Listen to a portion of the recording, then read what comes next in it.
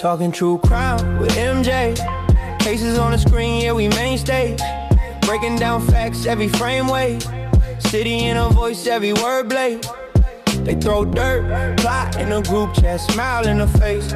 Same ones who do that. Think she soft cause she cute, let them think that. Till they see how she move and they fall back. Men locked and can't miss one show. Refresh page when the upload go. Women watch too, tryna study her glow. Some take notes, other ones throw stones. Convos with MJ, tap and stay live. Hit like his share, yeah, help her rise. They hate, they plot, but she built from fire. Click sub on a page if you feel that vibe. Hey. Convos with MJ, true cut like steel. Stream run deep, cause the pain's so real. They talk, but they can't break wheels. So like and subscribe if you know that feel. You count climb, that's the proof right there. Can't dim shine when the grind is rare. Self-made queen in a swivel back chair. Whole new world in a ring light glare. She stack funds, every post, every ad. Turning dark stories to a big brown bag. Knows the law, knows rights, never move sad. If you cross lines, then it's up, that's bad. Men obsessed, blowing up her DMs. I love you, marry me, she just skims. Women envy, wanna walk in her Timbs, but she stay or never trade for them. Convos with MJ, tap and stay live. Hit like his share, yeah, help her rise. They hate, they plot, but she built from fire. Click sub on a page if you feel that vibe. Convos with MJ, true cut like steel. Stream run deep, cause the pain's so real. They talk, but they can't break wheels. So like and subscribe if you know that feel. All that gossip, all that noise. Can't shake poise, can't steal voice. Can't stay clean, mind stay sharp. Heart stay strong in the deepest dark. Convos with MJ, tap and stay live. Hit like his share, yeah, help her rise. They hate, they plot, but she built from fire. Click sub on a page if you feel that vibe. Convos with MJ, true cut like steel. Stream run deep, cause the pain's so real. They talk, but they can't break wheels. So like and subscribe, let the fam all build.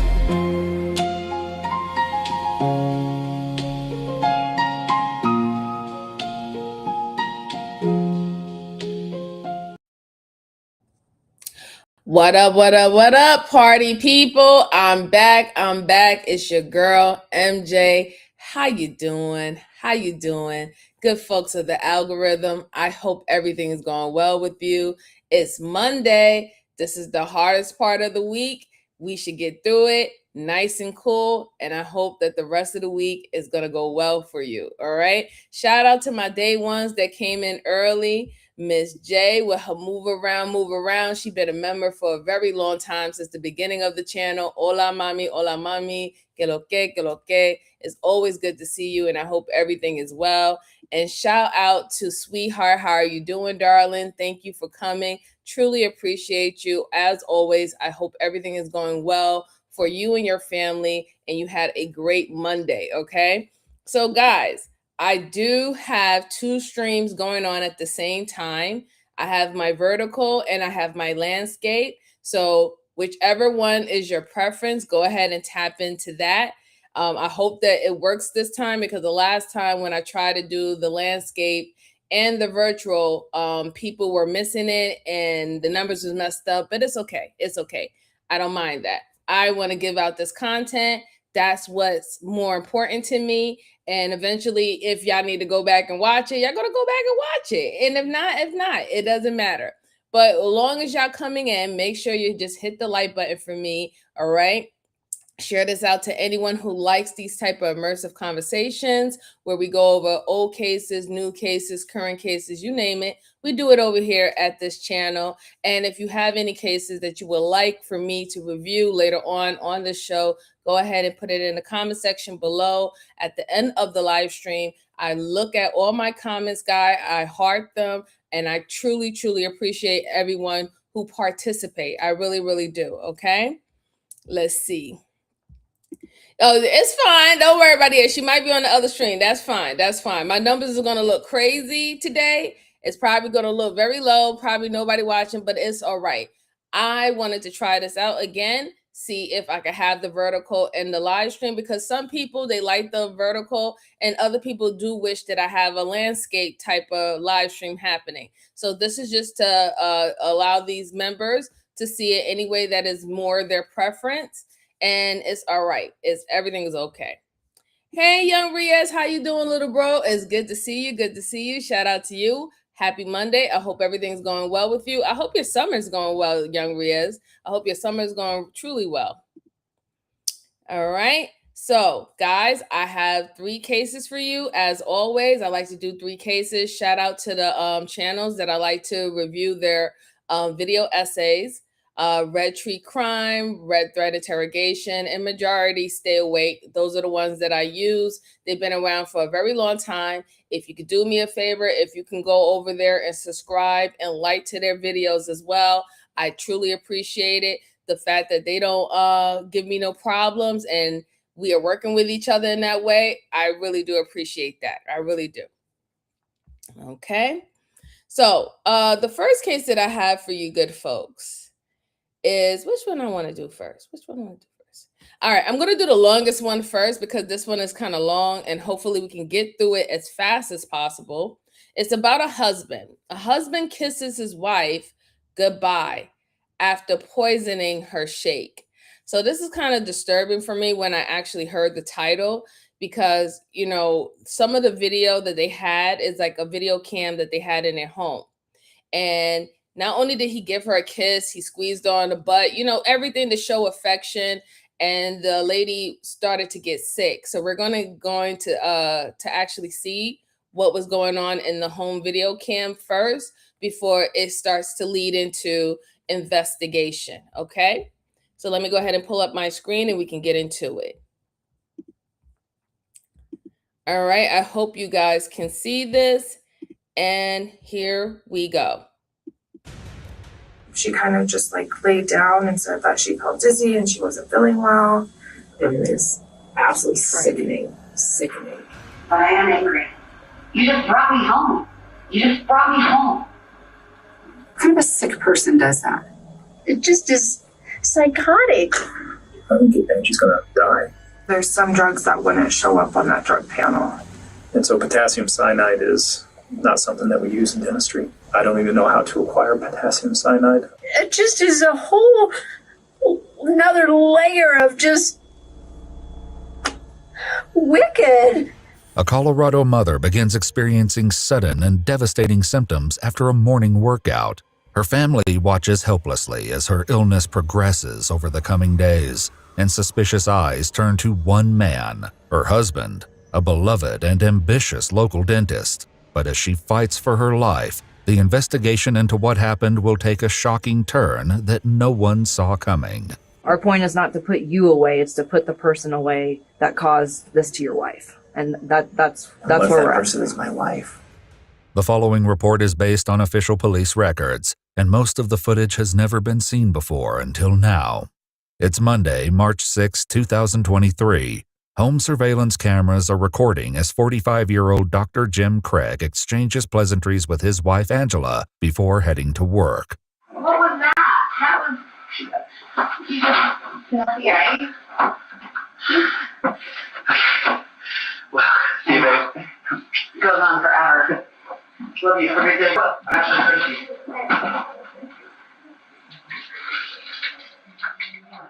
Jim is headed to his Aurora, Colorado dental practice, which he's seen here promoting on YouTube in 2012. Hi, this is Dr. Jim Craig with Summerbrook Dental Group. One of the questions I get asked most commonly by patients is, what is the deal with all of the over-the-counter whitening products that are available out there? Jim and Angela have been married for more than 20 years by the morning of the 6th, with 6 kids in what looks from the outside like the perfect marriage. But on this seemingly ordinary day, things would go terribly wrong. They worked out. She had a really hard workout, he said. And then after that, she kind of just like laid down and said that she felt dizzy and she wasn't feeling well. Angela's illness comes on suddenly, and she sends worried text messages to her husband, who immediately leaves work. She also sends messages to her sister Tony, who lives in Utah. I can't really explain because my brain doesn't want to work. Something feels really weird in my head. and my body is sluggish, and Jim's going to take me to the doctor this morning. I said, well, that's not good and a little scary. When are you going in? He took the girls to a friend and he should be home soon. I said, well, what do you think it is? She said, no idea. When Jim returns home, he finds Angela in a terrible state. My phone keys are in the bathroom. Okay, I got it. Jim is seen carefully leading his wife to the car, and even from a silent video, it's clear that Angela is barely well enough to walk. They go to the hospital, but the doctors can't figure out what's wrong. Jim brings her home that afternoon, and he later tells his office manager that Angela suspected something was off. He said that he initially thought that she had taken something, and that's what was causing all of this. And then he said, and I think she thinks that I drugged her. I was like, oh, that's crazy. And he said, yeah, the hospital ran a drug panel, and on the way home, she had made a comment like, you know, there's some drugs that wouldn't show up on that drug panel.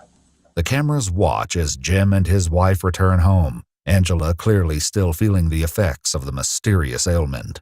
The next morning, she confronts him about what went down at the hospital. It may not be your fault if they didn't do their due diligence or anything like that, but it's your fault they treated me differently. Like, I did it to myself. And like, nothing I said could be believed. Because I didn't say to her, I'm afraid she did this to herself. I just said, are you going to do a drug panel? You think that's not enough? Neither of us said, I think she did this to herself, or I think she took drugs, or I think that... All right, so I'm going to stop it very early. And the reason why I'm stopping it early is there's certain things I want to point out. So he made sure to look very diligent and a dutiful husband when the cameras is rolling. But the fact now that they're having a conversation where she already assumed that he was acting differently, meaning he wasn't even acting like how he was acting before any other previous times that she was sick. And she realized that, right? The fact that he also jumped to the conclusion that she might have taken something that she might be having a side effect from, when she probably knows what she have digested throughout the day or what prescriptions she is taking, that she knows that she is not getting side effects. So that's what's making her kind of weary, why he jumped to the conclusion that she took something else and it was her cause of her being sick. Another thing that also to point out is the fact that she called her sister as well, right? Now, mind you, I understand it for a precaution type of situation. You don't know what's going on. We don't really necessarily know her age, right? When you get to a certain age as a woman, one of the biggest things that happens is your hormones change, right?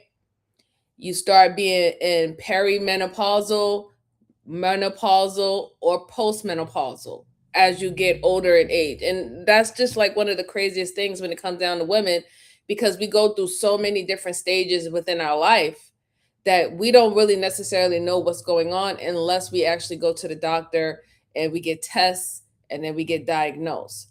So I think that she went just in case if something like her blood pressure went up, you know, maybe her sugar is low. I don't even think that she even thought initially that it was something that she could have taken. I think that she probably thought it was something like a natural situation where things are off and that's why she needed to go to the doctor. But it didn't help by him automatically trying to throw it out there in front of the doctors, in front of the nurses, and while she's in triage, that this might be her fault. She could have took something. You don't know that, right? So why initially assume that she might have taken something that caused her to be sick? Why not think that maybe she just worked out a little bit too hard that morning and now she's feeling a little lightheaded, right? I don't think a lot of people understand when it comes down to being an older woman. Some individuals can work out just like how they worked out when they were 20 years old, when they were like maybe early 30s, right? But if you're past that, certain things change so quickly without you actually really noticing that the change until you actually feel the change, right? And then that's when you go and you seek help to see what's going on with you. But I wanted to point that out. But let's go ahead and finish hearing their conversation with each other, because you can see there's a little frustration there, and she's actually frustrated with him. Neither of us said that. And how do you think it would have gone if you had actually defended me? Well, I also wanted a drug count because you were accusing me. Monday, good to see you. Thank you for I wanted that for me too. It may be the first sign of strain caught by the cameras, but as those who know the couple best will reveal, it's far from the first crack in their marriage. 6 years ago, their relationship nearly collapsed. He came home and announced that he'd been having an affair and he was leaving her. And she was distraught, of course, because she'd been trying to hold their family together for all these years. And she was trying to figure out whether she should just leave or try to fight for it or see, is he serious? You know, but she was pretty solid on the affair. But Angela didn't want to divorce. What if you could make a song using only your voice? Let's start with the drums. I'm gonna hit. And according to her sister, the infidelity was quickly overshadowed by an even more serious incident. And then she called me one day and she was mad. And I'm like, of course, nature of life with when someone's cheated on you, right? Oh, nothing to be sorry about. She said that he had sedated her. According to Tony, Jim drugged Angela without her knowledge so that he would have enough time to carry out his final plan, injecting himself with something that would end not only his marriage, but his life. He never went through with it, but the emotional wounds from that day had not healed by the morning of March 7th, 2023. Well, I also wanted a drug count because you were accusing me. When texting her husband the day she suddenly fell ill, Angela wrote, "I feel drugged." Jim replied, "Given our history, I know that must be triggering. Just for the record, I didn't drug you." But I am angry. I'm angry at you and angry at him, and I'm absolutely. Okay, so from what I'm hearing from the sister, they were already in, their marriage was already in a position where they were starting to seek legal advice to dissolve the marriage. That's what it seems. He cheated on her, so there was infidelity. She couldn't trust him. And then at one point he did drug her. Within that 6 months range, he did drug her at one point in time. So now it makes perfect sense why she thought this could have been a second time that he have done this. And what would be the reason why he did this, right? It even also was stated by the video essayist that he has even tried to drug himself and take his life. And I don't know necessarily it's because she wouldn't give him the divorce, because obviously she didn't want to divorce. She thought that they can go to couples counseling, therapy, and maybe they can work it out because they have over 20 years with each other. But he seemed like he wasn't really into that. So a lot of stuff was playing around before we even got to this part. And now we are getting to this blown out conversation once she gets sick again. So it makes perfect sense. So she wasn't just jumping out of nowhere. And I understand why her spider senses was tingling to be like, wait a minute, you have done this before. And I thought we were good. You gave me a kiss before I left to go to the gym, squeezed my little butt, you know what I'm saying? And I was all bright eyes and bushy tails earlier. Now, all of a sudden, I just feel horrible. I can't think, I can't function, I can't catch my breath. It's crazy. Let's see. Miss J said, this conversation is crazy. It is. It really is crazy if you really think about it. And she said, but she never went to the police. Right. It seemed like she never went to the police. She did tell her sister as much information that she was comfortable to tell her. And I think the reason why she didn't go to the police is because she was trying to save her marriage. According to her sister's statement, she was trying to save her marriage. She wasn't trying to get a divorce, even though he stepped out on her. But let's go on. They didn't do anything except send me home and recommend that I see my PCP. And you didn't do anything. You just brought me home. You didn't even try to call my PCP or try to call anybody or try to do anything. You just brought me home. Angela's suspicions may not only stem from the drugging 6 years ago, but from something that happened much more recently. So when she texted me, she started it with, I'm not really ready to talk yet. That's right. Yeah. But I'm leaving Jim. He's left, how did she put it? He's made it impossible for me to stay. Only 4 months before falling ill, Angela discovered that Jim had created a profile on a matchmaking site called Seeking.com. Before long, he'd found a woman to spend time with.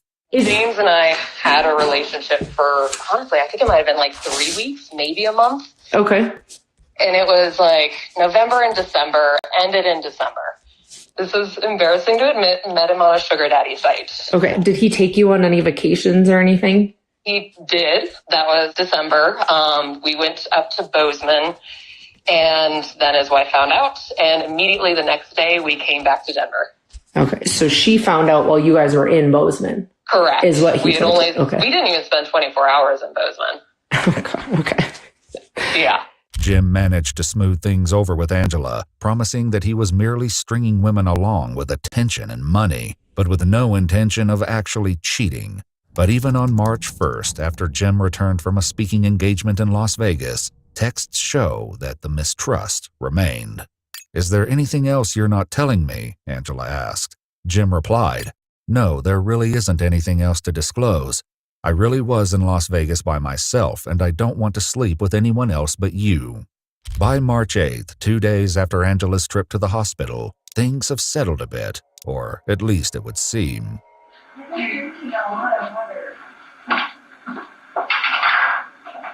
Yeah, but you haven't been eating. No, at all. What? And I didn't exercise today, so Yeah, that's true. Hey, Clock Please Master, don't happy exercise Monday today. to you. I Oh my gosh. Oh no. I don't think I could if I wanted to. My pastor. Good.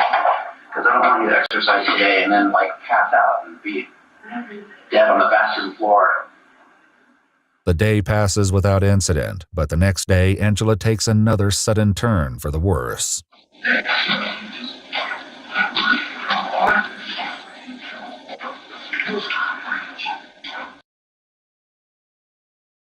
So I'm going to stop there because that's very disturbing, right? Like, why the first thing that come to mind is she's going to pass out and drop dead on the floor. Like, why are you even putting that in existence, right? Like, normally we don't wish things into existence for our loved ones. We literally try to speak life and motivation into our loved ones, especially when they're sick, right? Because we know a lot of that has to do with willpower. If they don't have the willpower to fight whatever they have going on, they will go quicker than just the disease or the illness itself, right? Eating it away. A lot has to do with your mentality while you're going through something. So why would he say that? Like, that was kind of like, odd to me. It's like he was kind of like wishing it a little bit. It doesn't necessarily make him guilty, but I just find it quite odd that, he would actually bring that up and say that in detail, like what will happen to her. Like he knows that that's going to happen to her. How do you know that was going to happen to her? Because when she went to the doctor just 2 days ago, they couldn't tell her why she was sick. They couldn't tell her why she wasn't feeling well. And then she did a drug test. That takes time to come back. But right then and there, they wasn't able to tell her what was going on. So why would you say that? It was just kind of weird to me. And then to hear more that he couldn't stop his cheating habit is very, disheartening, right? He said that he was going to stop. He was able to get her to forgive him. She didn't want to break up with him initially at that time. She wanted to save her marriage, but he continued to do it when he had business trips and going on these websites and stuff. And I guess after speaking to one lady that he seems to had started to create a real intimate relationship with, it wasn't just talking just to have attention and boost each other's egos. It was more deeper than that. I think from there, that's when she was like, I'm going to call it quits. So let's say if he is the person that actually poisoned her, right? I will want to know what is his intent necessarily, right? Because hear me out. I know you be like, sure, his intent was that he just wanted to get rid of her and he doesn't want to share whatever assets they have together. He doesn't want to share with her. Yeah, that's the normal logical sense of why he would do something like that. But it's something else with it too, right?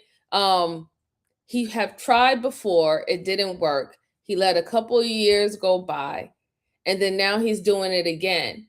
And it's not like she did not accept the fact that, he had infidelity, and she wasn't the initial one that was looking for a divorce. He was, right? He was. So I don't know. It kind of like bothers me to be like, what was his real intent and motivation? Why he just wanted to get rid of her, right? Why she could not be here to live her life.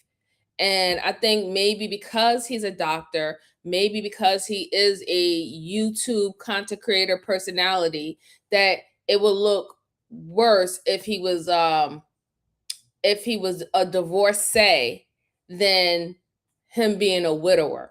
I think that's what the case is. I think it has a lot to do with his online persona of having the happy family, the perfect life, successful man. He has his own practice as a dentist. I think that had a lot to do with his intent, why he would take this route with her. It's unfortunate. Let's see. Hi, Nathan. How are you doing? Happy Monday to you. Yes, and if we can please get the likes up, I truly appreciate it. Thank you so much. And let's see. Genevieve Sparks. She says circular argument. You mean circulatory? Happy Monday to you. Kathy said, did he poison her? Is assuming that yes, he did poison her. How you doing, Kathy? How you doing? Let's see. Hey, Laura ADS, how you doing? Happy Monday. Thank you for coming. Truly appreciate you. Moa, how are you, darling? Happy Monday. I hope everything's well with you. Thank you so much for stopping by. I truly appreciate you. Miss J said, it's not about insurance money. He has money. Right. So it has to be something else. It really do. It has to be something else. Dios mío, que lo que. Happy Monday to you. Happy Monday. I hope everything's going well for you. All right, let's go ahead and hear a little bit more. Hey, Mom just threw up a chat to call you. How I make questions.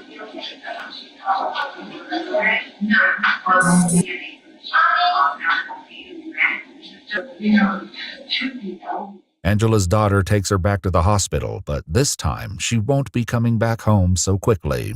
She has been battling a really weird illness over the last 4 days, we have been to the emergency room twice, urgent care once, and now she has been admitted to the hospital even though nobody can figure out what's wrong, period. But his wife's increasingly serious illness appears to be no match for Jim's cheerful disposition.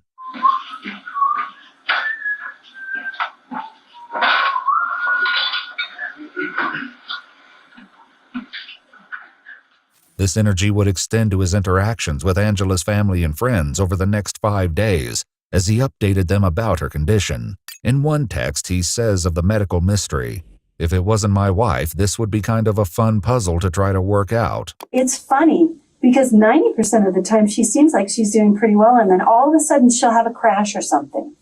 It's hard to predict when that'll happen. Do you understand what I'm saying? I do. It's just back and forth, and then it's like, I know, but most of the time, 90% and then she'll crash and die. But it's hard to predict when that's going to happen. We don't know. Gosh, isn't this funny? This is like a conundrum, isn't it? Crazy. But look at this funny joke. The sickness wasn't getting better, and the doctors did every MRI, CT scan, test, labs, everything. Nobody could figure out what the heck was going on. Sunday, I had texted him, just checking in. How's everything going? Going okay. She had a huge crash last night, and the doctors had a hard time reviving her again, but today is a lot better. I'm hoping they will let her come home tomorrow. Her brother is driving in town, so he and my sister-in-law can help out with my kids, and I should be able to work. If my wife was going through what she was going through, the last thing on my mind would have been my patients, would have been, hopefully I'll be at work next week. None of that stuff, right? My full attention would have been with my wife. Right. Did that strike you as odd? It did, yeah. And what was weird to me too is one day last week, and I don't remember what day it was, but I was talking to him on the phone, and he had made a comment, I don't think she's going to make it through the night. On Sunday, March 11th, 2 days into Angela's hospital stay, Jim calls her sister, Tony. And he just says, Yes, that would raise red flags if you're kind of jubilant while your love of your life that you've been married to for 20 years is having fluke sicknesses and is getting worse as the day progresses, and nobody is able to tell her anything. Like, at the end of the day, you're a dentist, you're a doctor, right? You're a doctor. You should be concerned. I know that they study something, particularly when it comes down to the teeth and the health of the teeth, but they still do get the basic understanding of medicine as a dentist because they are doctors, right? So the fact that he's taking it as a joke or making comments like that, and then you're making comments like that to her family who is concerned, her mother, her sisters who don't live close, right? They have to take time to get to where your location is. You didn't miss a beat. You wasn't missing going on your events. You wasn't missing taking patients. You wasn't even trying to reschedule. You have your own practice. That means you can make your own schedule. It's not like you're a resident doctor for a big hospital. It's your own office. You could have had literally say, hey, listen, I need to be off for at least this whole week because I need my wife to get blood work. A lot is going on. I need her to get blood work. I need an MRI done. I need a CAT scan done. I need all this done because we really need to figure out why she's having this illness, why she can't even stand on her own 2 feet anymore, why she's not eating, she doesn't even want to eat. And her body is craving a whole lot of water because that means that she's suffering from some type of dehydration that she doesn't know what's going on, right? A lot of sodium and magnesium is being removed or flushed out of her body without any nutrients to replenish it. I need to know what's going on. He didn't do anything of that. He's sitting up here whistling. He's telling bad jokes or making bad remarks to her family who's already concerned and devastated, and you have a child. How come your younger child, or I don't even know how young she is, she might be a teenager, but they had the wherewithal to be like, mom is not eating, mom is not even responding to me, I'm calling the ambulance and I'm getting my mom in the hospital. You weren't even there. You weren't even there. That's sad. That's sad. And it's very scary for that family. It's very scary for that family because they don't want to jump to conclusions. They knew this man for just as long as their sister or their daughter knew this man. So they would never think in a million years that he could have done something, or why is he acting this way, right? So it's very, alarming to them, even though, they're trying to keep it calm.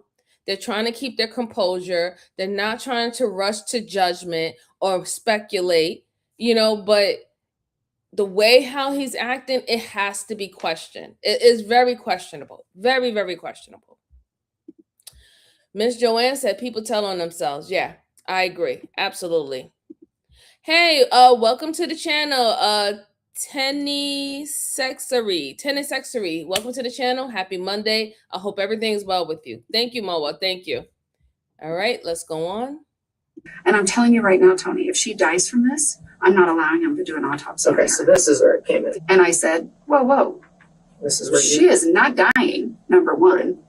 And number two, why not? Mm-hmm. And he's like, well, they don't know what they're doing, and they've already done enough to her. I'm not letting them cut on her. But despite Jim's pessimism, Angela slowly improves. And by Tuesday, March 14th, the hospital sends her home once again. That night, Jim texts her sister to provide a grim update. Tony, I'm not going to lie. I don't want to tell the whole family this, but she doesn't look good. It's not as bad as when I came home on Monday and saw her, but she's in really bad shape. This time around, Angela's brother Mark and his wife are in town to watch over her while Jim goes to work on Wednesday morning, March 15th. she wanted to try to come outside and eat. And Jim had pressed, make sure she takes her meds that morning. Make sure she takes her meds. And she went back into her room, and 30 minutes later, Mark went in, and she did not look good. And she was not doing well. The camera watches as Mark and his wife lead her to the car to head back to the hospital. It would be the last time Angela would ever appear on her own home surveillance cameras. They get to the hospital and check Angela in. Not long after, Jim is seen on camera arriving at the hospital himself.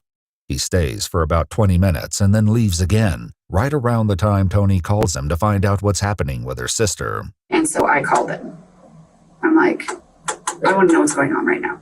And so he starts talking to me, but he's not at the hospital. So again, that's another thing that's going to make me very weird and strange. You see that she has been back and forth to the hospital at least 4 times in the course of a week and a half. And she's not even doing well enough to walk. They have to put her in a wheelchair. Why are you showing up to the hospital late? And why are you only staying for 20 minutes? This is your wife. Okay? This is your wife. This is not your cousin. Okay? This is not a coworker. This is your wife. You should be, if not the most person in concern, you should be that person. It shouldn't only just be her family, and it shouldn't only be the child that y'all sired together. Why are you you're not there? You're literally not there. And I understand, right? And I spoke about this on this channel before. Some people they can't take when a loved one is sick, right? They really can't take it. Like I have people in my family, when someone is sick and they're scared, they really can't do too much of being in the hospital and watching the whole process and watching their family members suffer. They really can't deal with it. But I'll tell you what they don't do. They don't come and stay for 20 minutes and then dip and go do something else. No, they'll literally stay the whole day, but they might not come back the next day because they need a breather, right? And they need to still keep their morale up that loved one is going to be better, but they'll come back the next following day, right? Me, on the other hand, I'm a type of person, I'm going to be there the whole entire time. I'm going to be there every day I possibly can. I will make the time. I will use my leave. I will do whatever I have to do to be there for you, to be supportive of you emotionally, whatever you need. I'm going to be there, especially for my loved ones. That's just going to happen. But you leaving 20 minutes, it is unexplainable. And it makes perfect sense. Perfect sense why the sister's like, wait a minute, what is going on here? You're not even concerned to find out what's going on. Why are you not pressuring these doctors to find out what is wrong with my wife? What is going on? You're not even you don't have to cry or anything, right? But you're not even looking like you're really concerned about what's happening to her. And that's very alarming. It really is. If anything, if it doesn't alarm or ring a red flag or a bell in your head that maybe he might have something to do with it, at least it would show that he is not sincere, or he's not really concerned, or he's not even empathetic to her. That's what it would show. And I think that would show with anyone. Hi, Nikki. How are you? Happy Monday. I hope everything's going well with you there. Thank you for stopping by. Miss J said that, but the hospital still have not found out what was wrong with her. No, they haven't. They've been running tests. They still can't figure out what is wrong with her. They don't understand why anything is elevated. They don't understand why she feels dizzy and she can't walk, They don't understand why everything is fluctuating. Nothing is stabilized. None of her vitals are stabilized. It's frustrating. Something's not right with him. Right, exactly. He's acting too weird for comfort.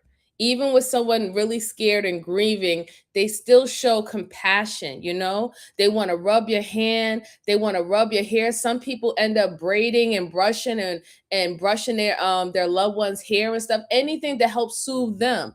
He's not even there in that kind of capacity. That's a problem. That is such a problem. But let's go on. And I'm like, you're not there? And he's like, well, I had to go, like, apparently he had gone to the hospital. Mark said he did initially come there, but then he told me, I had to go back to work and get some things kind of squared away, so I can go back up to the hospital, and I'm just going to run through a couple of drive-thrus and get some food.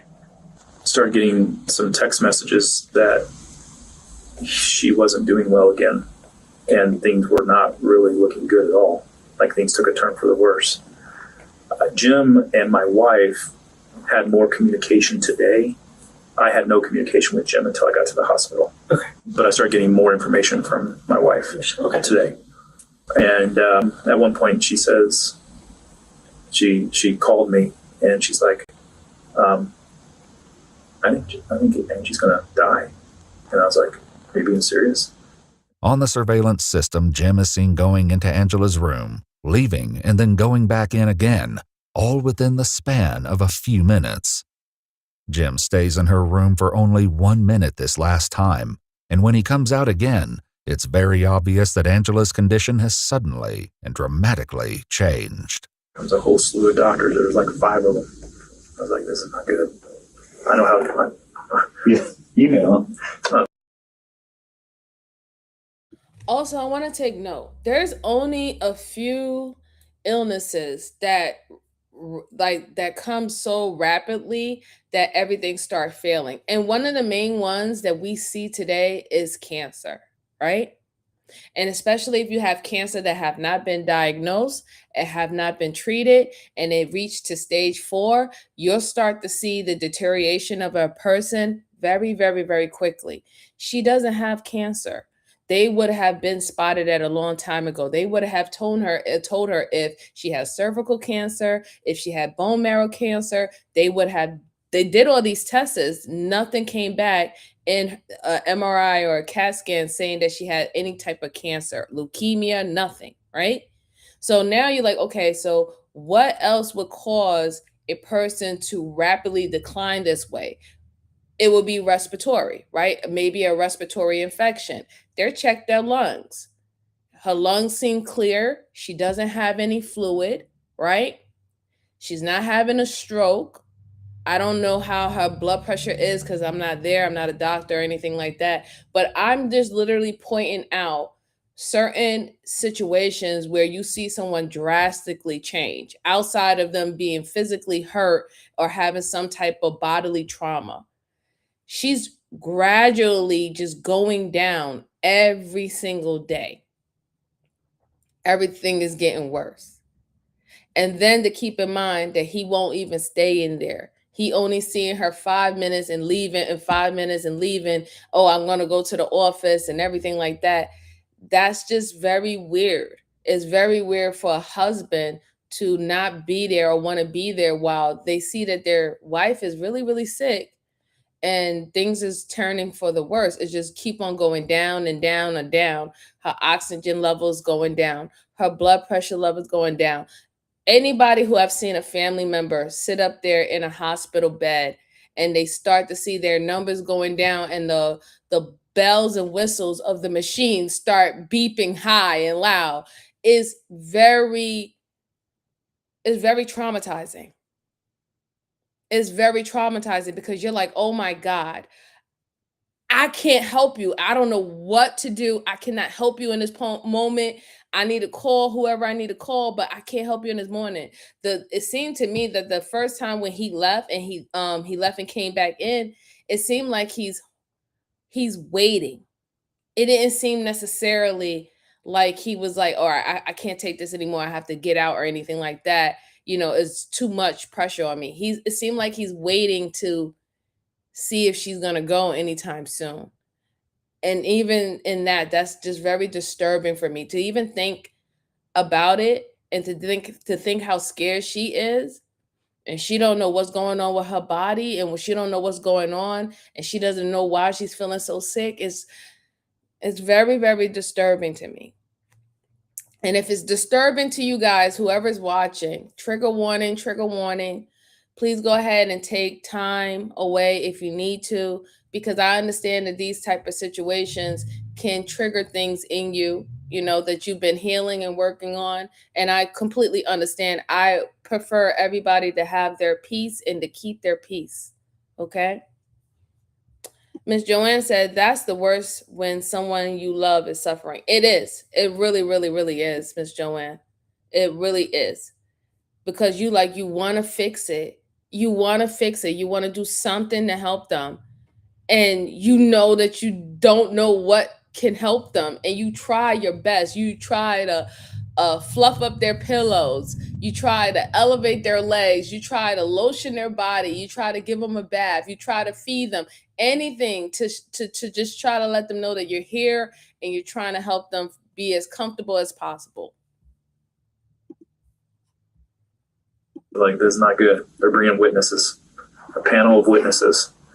And I looked at my wife and I said, that's not good. And as soon as the door opened, after 10 minutes, Jim came out and was just bawling. And they basically told him that she's not going to make it. The next thing I get, he says, hang on, crash. Who kind of a sick person does that? Mm-hmm. And I'm panicked. They said, what crash, Jim? Are they able to bring her back? I don't know what's going on. They think seizure. Intubating her. Why? Now I know it's really bad because they're intubating her. Mm-hmm. Can't get the tube in. Emergency anesthesia team is paged. What? Why? She's not maintaining her airway, bagging her. Cannot get the breathing tube in. What does the anesthesia team do? Get the tube in. Are they there yet? I mean, I'm just panicking. The staff at University Hospital does everything they can to bring Angela back following a seizure and a rapid medical decline, but it's no use. Because she's an organ donor, she's put on life support in the ICU. But just as her family and friends begin to face this tragic ending, an unimaginable suspicion arises. It comes via Jim's office manager, Caitlin, who reveals that she's been holding on to a dreadful secret. So I called Jackie and I told her, I'm going to tell you something and it's going to sound really insane. And she said, I know what you're going to say. I have the same thought. And I said, well, what do you mean? And she goes, well, I have the same thought that maybe Dr. Craig has something to do with this. As Caitlin continues to share, it becomes clear that this is far more than idle speculation. Last Monday, the 6th, Dr. Craig, his wife. So I wanted to point out the fact that he said crash. That is so insensitive that he would text that to that woman's sister who's sitting up there, who can't be there, and who's expecting that you are there to protect her and to advocate for her, right? You're just saying crash like she's not even a human being. Why would you even say something like that? You couldn't tell me like, listen, everything is going downhill. I don't know what's wrong with my baby. They're starting to incubate her. And listen, when you start to see somebody get on life support, man, I think that's one of the most scariest things possible. I just recently experienced that, a couple months ago with my mom, God rest her soul. To see someone to decline and have to be incubated and all, it's one of the most disturbing things you can possibly see, especially with a loved one. And the fact that he has no sensitivity to it is very alarming to me. And it would be alarming to anyone, right?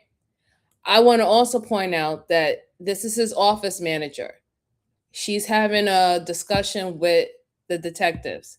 She is showing no signs of not being forthcoming. She's being very, very truthful. In fact, you can kind of see how she is quite disturbed about the situation. I don't see nothing in her physical signs that she's trying to be withholding, that she is trying to, fabricate information. She's not telling any lies. She's being very, very, very, very honest right now. Got really sick. That was the first day that he left in the middle of the day to take her to the hospital. Later that night, he had come back to the office. Everybody had left. I was still working. So when I was leaving, his office, like his light was off. And so I thought that he had left.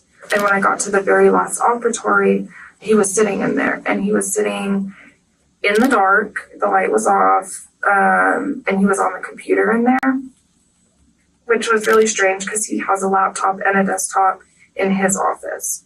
Caitlin would soon have a very good reason to question what exactly Jim was working on in the dark. So I left the office about 5:45, and he had texted me at 6:06 saying that he was having a personal package delivered to the office, and when it came in, to please just put it on his desk.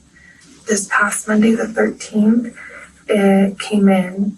My receptionist is the one that originally got the box and opened it. And when I was putting the packing slip back into the box, I saw that it said potassium cyanide. Okay.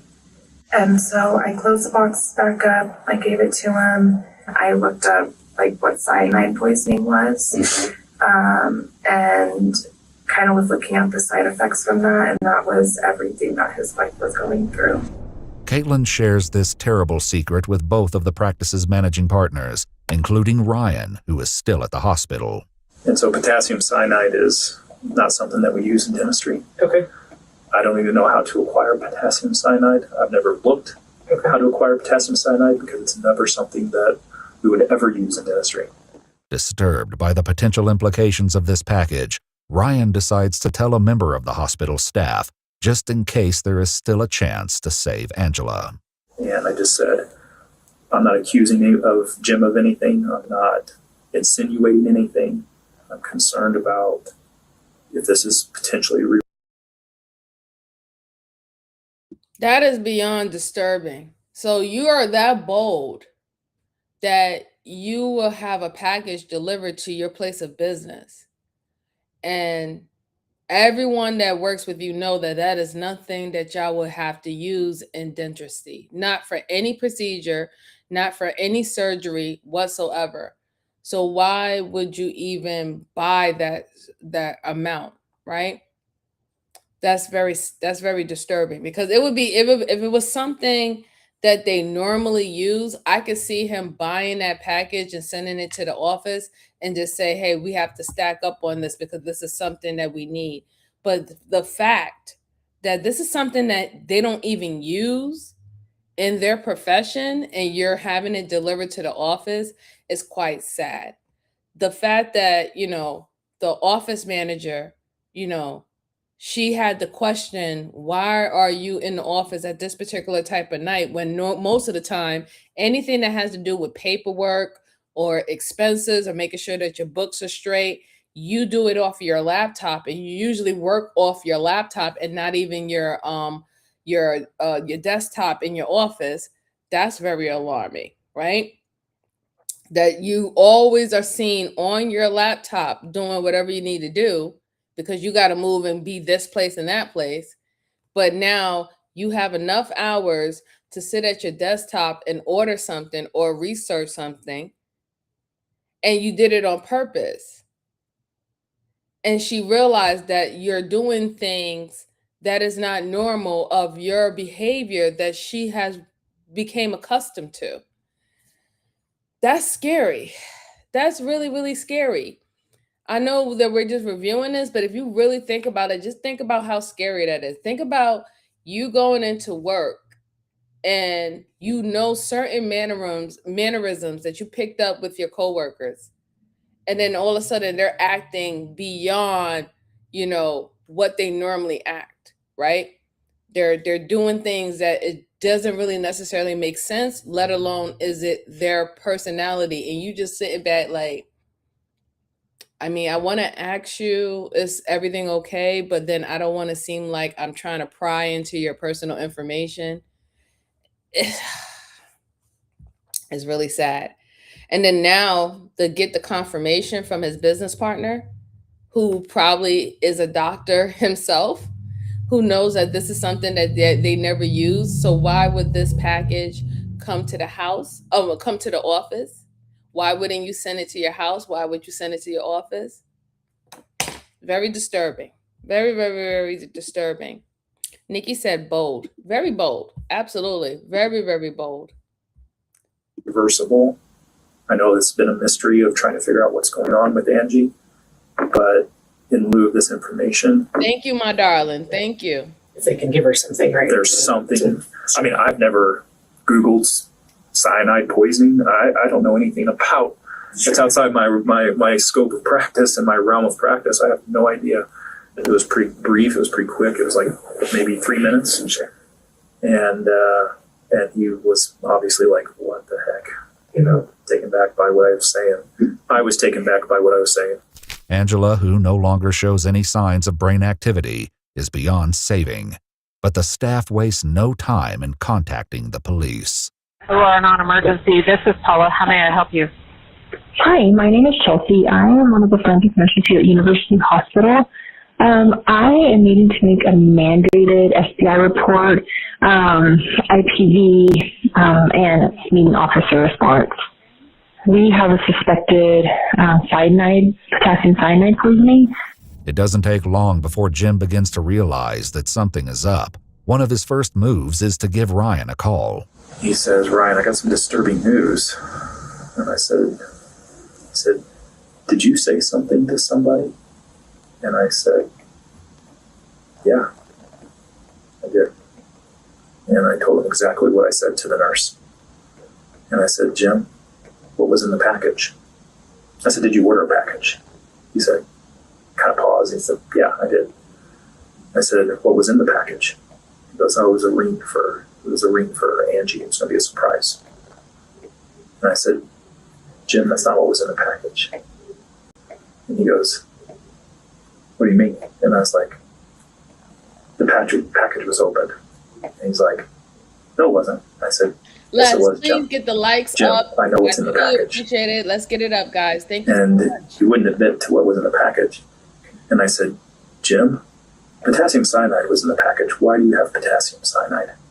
The shocking answer to that question is one that Jim will give to many people before this investigation is finished. But when police go out to his house that night, his lips are sealed. All right, so we'll have to deal with him then too. So he won't be allowed either. I mean, absolutely nobody can go in. So okay, that's fine. I'm sorry. No, that's all right. My thing is, how are you going to be so, I guess, cunning with your crime, but then also be stupid at the same time? You went ahead and used your credentials as a doctor to be able to order potassium cyanide. Not everyone can go online and order that, right? You can't. Certain poisons and mixtures, you have to have credentials that will qualify for you to order it. Why would you, number one, send that to your place of business? Number two, the first thing that you ask your business partner is, did you tell anybody something? Or did you say anything? Like, just think, I just want y'all to just really, really, really think about it. Your wife is on ICU. She's in ICU. She's on life support. She is not able to breathe on her own anymore. A machine is literally doing 90% of her breathing. You have not heard one cry. You have not seen any outbursts. You have not seen him question, what is going on with my wife? Why have her health dramatically turned down? And then in the process, this woman, if you was here from the beginning, this woman was fairly healthy. We all get old. We're all going to age. And even if we're healthy as an ox, we cannot escape Father Time. But this woman was doing everything possible in her powers to remain healthy enough for her family. She was getting up early in the morning, going to the gym. Right then and there, that lets me know how disciplined she is. No matter how heavy her schedule is, dealing with the kids. We don't know if she has her own practice or own business, but she made sure that she made time for herself to take care of herself physically and mentally. So this is a woman who was on her game. This is not a lazy woman that was just allowing everything to happen to her. She shows discipline, and she showed that she was caring and concerned about her health. You cannot tell me that a woman who's going to the gym every single day early in the morning and going through and powering through her workouts now is just like drastically dropping like that outside of her using supplements that will cause that, because we have been seeing a lot of bodybuilders today have been losing their lives at very young age because they've been taking steroids and NADs and stuff like that, right? To help them build muscle faster. They didn't want to go through the process of waiting how long it takes to build muscle. And anybody who works out and anybody who does like bodybuilding or heavy lifting or weightlifting, you know that it takes a certain amount of time to actually build muscle. It takes a certain amount of time to actually build lean muscle. This is not some quick scheme, okay? You can't fake muscle. It has to be built. But what they have done is use steroids and other supplements to make that growing process of your muscle faster. And we have been losing a lot of young men and young women recently. In the course of, I say, 5 years, I have seen at least 15 bodybuilders lose their life because of the supplements and steroids that they've been taking. I don't think that this is the case with this woman. I don't think it was the case with this woman. I don't think that she was taking any supplement that would affect her heart or anything of that sort. And we still haven't heard about anything about her having any pre-existing conditions. It's just a nasty situation all around. But he's very, very, very sloppy. How are you so smart to look up poisoning that is hard to detect? Because people naturally have imbalanced potassium, naturally have imbalanced magnesium, naturally have imbalanced iron in their system due to whatever their diet is, whatever food that they consume. If they're not getting enough of that, they will be deficient in it. You're very strategic, but then you're dumb because you literally order extra amount of supply and you order it to your office knowing that that's something that should have never been sent to your office to begin with. It bothers me. I'm sorry, guys. It really does bother me.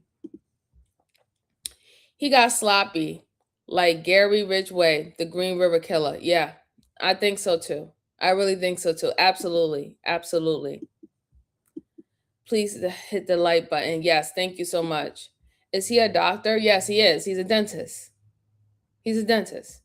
So he is a doctor of dentistry. Let's go on. All right. Say, Brian, we got the husband right here. Did you talk to any officers up there? No. Okay. I think our detectives are going to want to talk to you. Okay. Would that be okay? I think so. Okay. I've never done this before. Do I need to do like on the shows and say I need a lawyer or something? No, you're not a suspect or anything that I'm aware of. They just want to, see what's going on here. Okay. Can you hang tight for a second? I'm going to give them a call and see what they want to, if they want you to come in or whatever. A few minutes later, the officer returns. I want to know if you'll just meet them down at the station there. I will, talk to and I think I have to do that. Well, I think I have the information that they're looking for, but I'm scared to death to share it without an attorney. So I'll go down there, but I don't want to talk to them without an attorney. Okay. But I have the information they're looking for. And I'm not dangerous, and I'm not a flight. It's completely voluntary. You don't have to. I mean, we're not forcing you to go. Okay. But I do want to talk to them. Okay. I just want to do it with an attorney. Jim isn't talking, but the police tell him and his family that they'll have to stay somewhere else for the time being. Yeah, I mean, you're free to go. You know, you're not under arrest or anything like that. So, they'll be in touch with you. Okay. When I pulled up, I thought there was a vigil going on. I didn't know. PD2. This isn't quite as welcoming, but. Imagine being able to build anything just by thinking about it. Meet Base 44. The next day, the cops search Summerbrook Dental, and 2 detectives assigned to the case head out to see Jim. I'm Detective Olson. This is Detective Graw. Okay. I guess we're coming to, talk to you or kind of see if you want to talk to us. Okay. Is that something you're interested in? No. Okay. And that's fine. So we have a search warrant for this house, but basically for your cell phone, Angela's cell phone, your wallet, and or your laptop. Okay. The detectives ask Jim to come out to his truck so they can photograph the contents of his wallet. So, am I a suspect in something right now then? So here's where we're at. There are questions. I want y'all to pay attention that ever since it got to the point where his wife was on ICU, he has not shown his hands. I've been paying close attention to his patterns. His hands have been in his pockets this whole entire time. Most people don't know that also falls in the line under the list of a coping mechanism to keep your calm and keep your cool by making sure that you're controlling your hands. So this is why his hands was in his pockets. It was in his pockets when it came to him late at night. It was in his pockets a few minutes ago. One thing I also want to mention too, they're doing the standard procedure to collect his information, his phone and stuff like that. But the point is they need to do an actual search or get a court-approved subpoena from the courts to subpoena his laptop at his job and his computer at his job. He made sure that nothing was going to be found in the house, even though they had them, they had it removed from the house. He made sure that nothing that it was researched was going to be on his personal items, like his cell phone, Apple Watch, iPhone, whatever, you name it, right? It's not going to be in the house.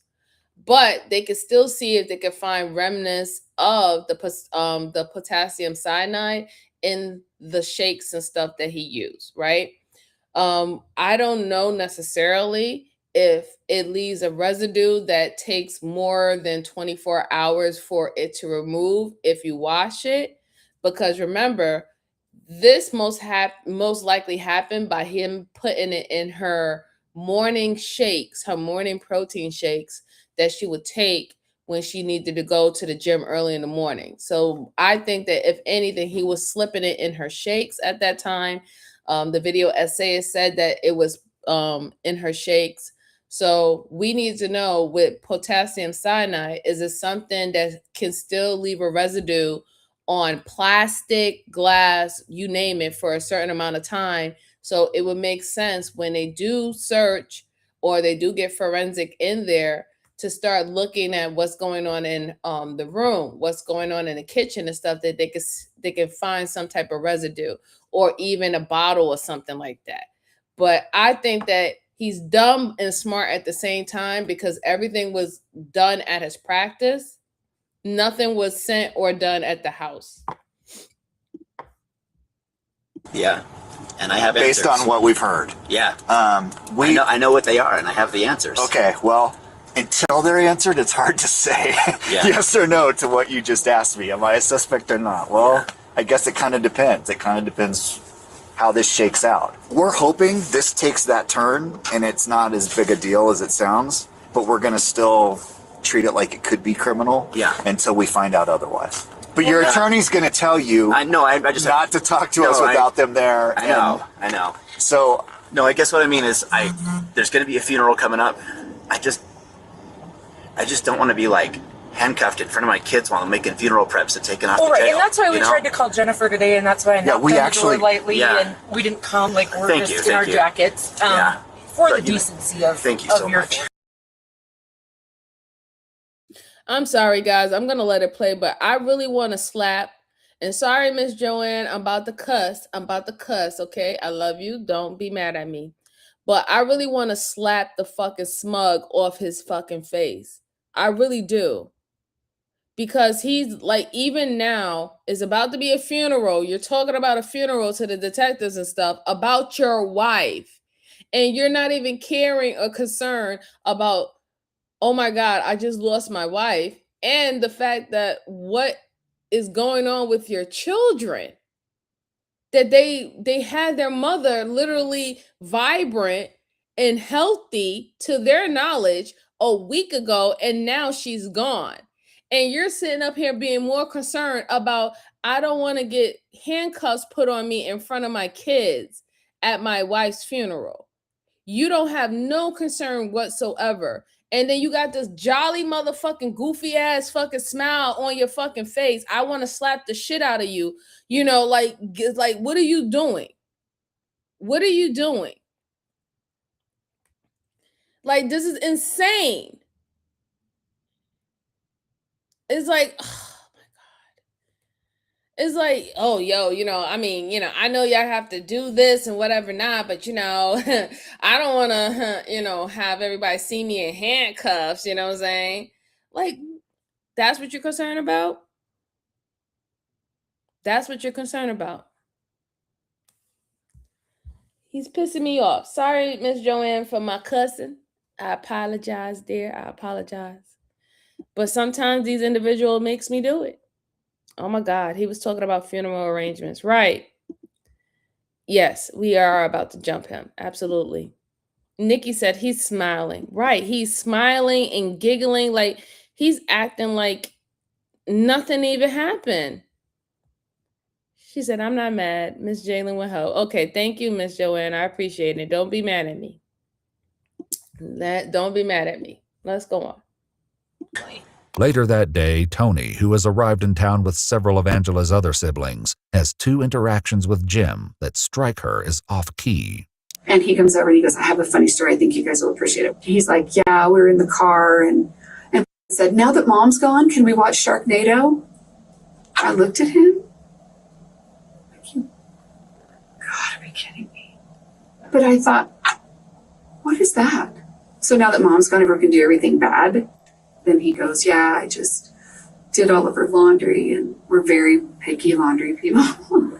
I'm like, whites do not go with any other color. You know, I have everything separated. Half of it's dried out, you know, and he's like, yeah, I did all of her laundry and I stuck everything in the same load just to stick it to her. Out loud, no lie.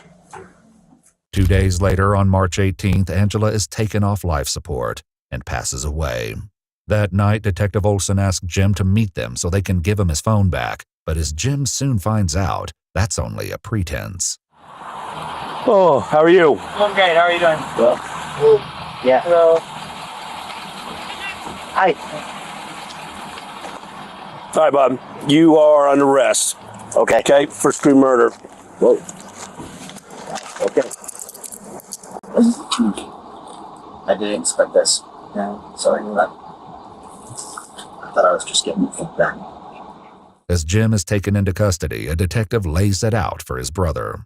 Just for you and the family, I mean, obviously this is shocking. From our standpoint, he's responsible for Angela's death. Okay, no doubt in our mind. In this case, then, are we just supposed to proceed through the funeral without him? Yes, he's not going to be able to get out of jail. I mean, if you guys... be able to attend the funeral? No. That's no. Cool. No. He won't have a bond, so he won't be able to get out. And I think if you really sit back and wrap your mind around it, I don't think he should be at the funeral. Absolutely. 110%. Thank you, detectives. You can tell that they are very upset about the situation. They are not playing any games with him. The police was trying to keep him calm as much as possible, but that was for him to be comfortable enough so they can actually arrest him. I'm glad that they said that to his brother and all of them. No, he don't need to go to that funeral. That woman now has passed away, so now it is murder. They know that she was poisoned. You know that she was poisoned. And there's still no clear understanding how was she able to get poisoned, right? Especially if she's not even taking any medications that they found in your house that would overdose or would be an overdose of potassium. Not even her shakes, not even her protein shakes or anything of that sort. But yet they found a package that came to your place of business of potassium cyanide, which they actually found in her system, potassium cyanide. Like, I don't know what to tell you. You know what I'm saying? 1 + 1 = 2. This is ridiculous. Nikki said he shouldn't be at the funeral. Absolutely. He don't deserve to say bye to her. And then it kind of hurt me when her sister said that, the kids was like, oh, so mom is gone. That means we could watch Tornado, or a show that she never wanted them to watch. That's kind of sad, but they don't understand, because I'm sure that the father is making them seem like, oh, everything is okay, and which we normally want to, help our kids to cope with this situation. But obviously he's doing it the wrong way. He's doing it the wrong way, that now they get to do things that their mom or their parents didn't think it was appropriate. Now they can get away with it. It kind of makes it seem like they're not even empathetic to losing their mom, right? And then to say with the laundry situation, oh, well, she always was a stickler with making sure that we separate our colors and our whites and stuff when we did the laundry. And just this one last sticking it to her, I'm going to just mix all the clothes up and just wash them. Like, why do you think that was okay to say? And why do you want to stick it to her when she's on her last leg? Like I said, these are not behaviors of someone who is mourning a loss of a loved one, specifically their wife. It's crazy. That's right, premeditated. Little Miss Sarcasm, how are you? Happy Monday. She said, I'm a new subscriber here, and I'm liking your content so much. You're entirely right. As the detectives, he doesn't need to be at his victim's funeral or anywhere out in public. I appreciate you. Thank you so much. Right, insensitive. Yes, very insensitive. Yeah, it's very sad, Tara. Happy Monday to you. Happy Monday. It's very sad. I'm a little sad, guys. That's why I'm off panel, because I'm just thinking about the whole process, and I'm just thinking about how scared that lady was and her not knowing what's going on and everything like that. And then, I feel very empathetic to her family because they're distraught, but he's perfectly fine. He's the one that caused the feelings of half. He's still innocent until proven guilty. It's true. Report, right? It's true. But I just want to give you a heads up that that's why we're here, and that's why he's got a warrant for his arrest, and that's why he's in custody. But there's a vast difference between being arrested and being convicted, and there is much more to this story than meets the eye. They do have an arrest warrant for the murder of Angela. Oh my gosh. So I know that, you've expressed a few times that you have the answers and want to tell us. I just want to give you that opportunity to tell us what you know. And if you have insight on kind of what happened, or, I know you've talked to DHS, Department of Human Services, and you've kind of alluded when I've talked to you. Shout out to Australia, dear. Thank you. Wanted to just give you the opportunity. I really want that.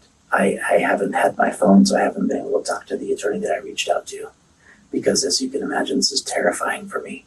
Mm-hmm. And you both seem very nice and like you're on my side, but I know how this works, and I don't want to incriminate myself or say anything stupid. Or there are answers, and this makes a lot of sense once those answers come out, but I don't know how to navigate this. I've never done this before, and I'm scared to death.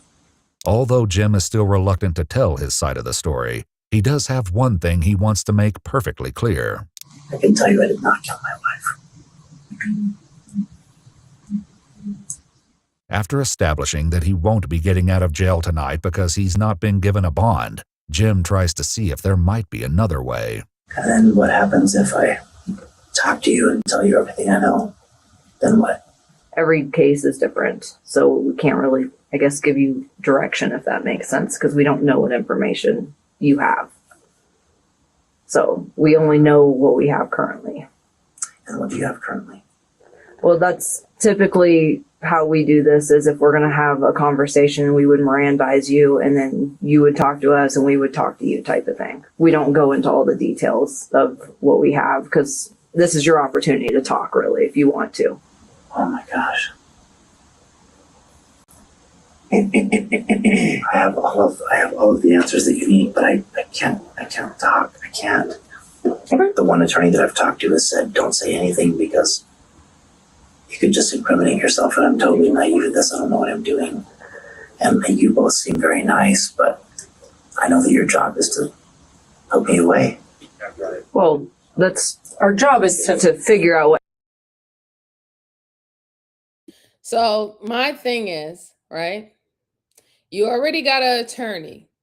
You already spoken to someone because you said that you didn't want to speak to anyone, right? Unless you had an attorney, especially when you realized that the detectives was treating you as potentially a suspect, especially after finding the package that came to your office. Why are you sitting here with these individuals? You want to talk to them, right? Because you want to clear your name. You want to clear your reputation. Your reputation means a lot to you. And this is why I said I was more focused on what was his intent and motive behind everything. The fact is that he lives up to his brand that he built with his business. He was literally making content on YouTube as a YouTube content creator to promote his dentist office business. Okay? His reputation is everything to him. Everything to him. And this is why he is battling right now with these particular detectives on whether or not should he speak to them and go against what his attorney said. You already got an attorney. Attorney said, keep your mouth closed. Why are you not listening to them? Well, me using my logical mind is because it's an ego thing. And the thing about it is that these detectives can realize that you do have an ego problem and that your reputation matters more than anything. And you're willing to protect your reputation. So this is why you're willing to chance speaking with these detectives, even though you might get caught up in something that will incriminate you even more. This is why the channel is Crime and Psychology, because they go hand in hand. There is a particular type of thought process on how people conduct themselves and why they do certain things. You cannot speak about crime without psychology. Not every situation when it's crime have to just be someone just being overly responsive, and just going off of basically just pure instinct or whatever. Not it's sometimes it is a strategic mind and a pattern behind what they do, and that's what it is. He wants to find a way also to get out of this situation, and he knows he doesn't necessarily have a way to get out of the situation. My best bet is I will say that he might proposition them, saying that if I do speak with you, is there any way that I can go home or be with my kids and things of that. So I'm sure he probably will throw that out, and that's going to also let the detectives know too more about your psyche and more about who you truly are, that you will do anything to try to remove yourself out of this situation. But you have clearly shown them through this whole entire time that you have no empathy about the loss of your wife. You have no empathy whatsoever. You're not even concerned that a strappy, decently healthy older woman, and she's not really even older. I think she might be midlife, but that means she's healthy. She haven't gotten any of the ailments that we necessarily get when we get in older life. And she was going to the gym. She was a gym goer. You're not even concerned how did this woman who seemed relatively healthy get so sick so quickly? And where did she get potassium cyanide in her system? And you're a dentist. Whatever. Miss J said, this man is a whole psycho. Nikki said, you're not getting out, buddy. Nope, he's not. Let's make sure we're hitting the like button. Truly appreciate it. Truly appreciate it. Thank you. Why he keeps saying he got all the answers, that's kind of I think that's ego per se, because he has all the answers that he believes that is believable to the detectives. Why he had the potassium cyanide? Why did he order it? Why did he have it come to the house, even though that's not something that he would need to use for his practice? Why he didn't have it going home? He'll say, oh, because we have children there. I don't want them to get it tapped into it or messing with it or dealing with it. There's a lot of things. But when he says that he got all the answers, it does raise a red flag to me, because that means that you're necessarily saying that you're in control of everything that happened. So if you're in control of everything that happened because you have all the answers, then why are you acting confused why they have you as a number one suspect due to a poisoning? Miss J said, keep that trap shut. Nope, they can't. He wants out. Yes, he does. He does. He definitely wants out. He definitely wants out, because he's kind of scared. And then I wanted to look at his mannerism real quick before I go back to the video. So he has his legs crossed. Now, here's the thing. Normally, men don't cross their legs. Okay. Some men do, and that's usually like the old school silent generation and Generation X. They tend to cross their legs, but most men don't cross their legs like that, right? So that lets me know a little bit of something. Then he also had his fingers like this. That also let me know something as well, a little bit too, that he could be withholding back or he's trying to keep composure. Remember I said that when they was questioning him before he actually became a real suspect, once his wife got on ICU on life support, he's been putting his hands in his pocket. He has a thing where he gets a nervous reaction, and to control himself and to control the tonage of his voice and the speed of his voice, he likes to put his hands in his pocket as a coping mechanism. And now him crossing his fingers is the same thing. I wanted to point that out. But let's go on. It happened. Our point is not to put you away, it's to put the person away that caused this to your wife. And that's where we're at. That person is my wife. With that stunning question, Jim again falls into silence. But this isn't the first investigators have heard of this explanation. Jim floated it for the first time in that phone call with his business partner. I said, why do you need potassium cyanide? And he said, he's like, oh. There's a lot of pauses with deep breaths. He goes, I ordered it for her. And he basically said that he had ordered the potassium cyanide at her request. He bought it for her, and that it was a game of chicken. He said, I bought it. I actually didn't think she would use it. He insinuated that she took it on her own. He started saying things like, this looks bad. I said, Jim? I said, yeah, it does. I said, I think you should stop talking to me. I said, I think you need a lawyer. When detectives ask Angela's family and friends what they think about Jim's explanation, they're more than a little skeptical that Angela would do such a thing. That don't make no doggone sense. You're trying to tell me that your wife asked for potassium cyanide. She asked for you to buy it for her. For what? For what? And what a person like you who is a professional, why would you even give it to her? Can somebody explain that to me? How did he think that is a reasonable or a rational statement to say? She asked me to buy her the potassium cyanide. I never thought that she was going to actually take it, and that's what happened. Really, you used your credentials to buy that supplement.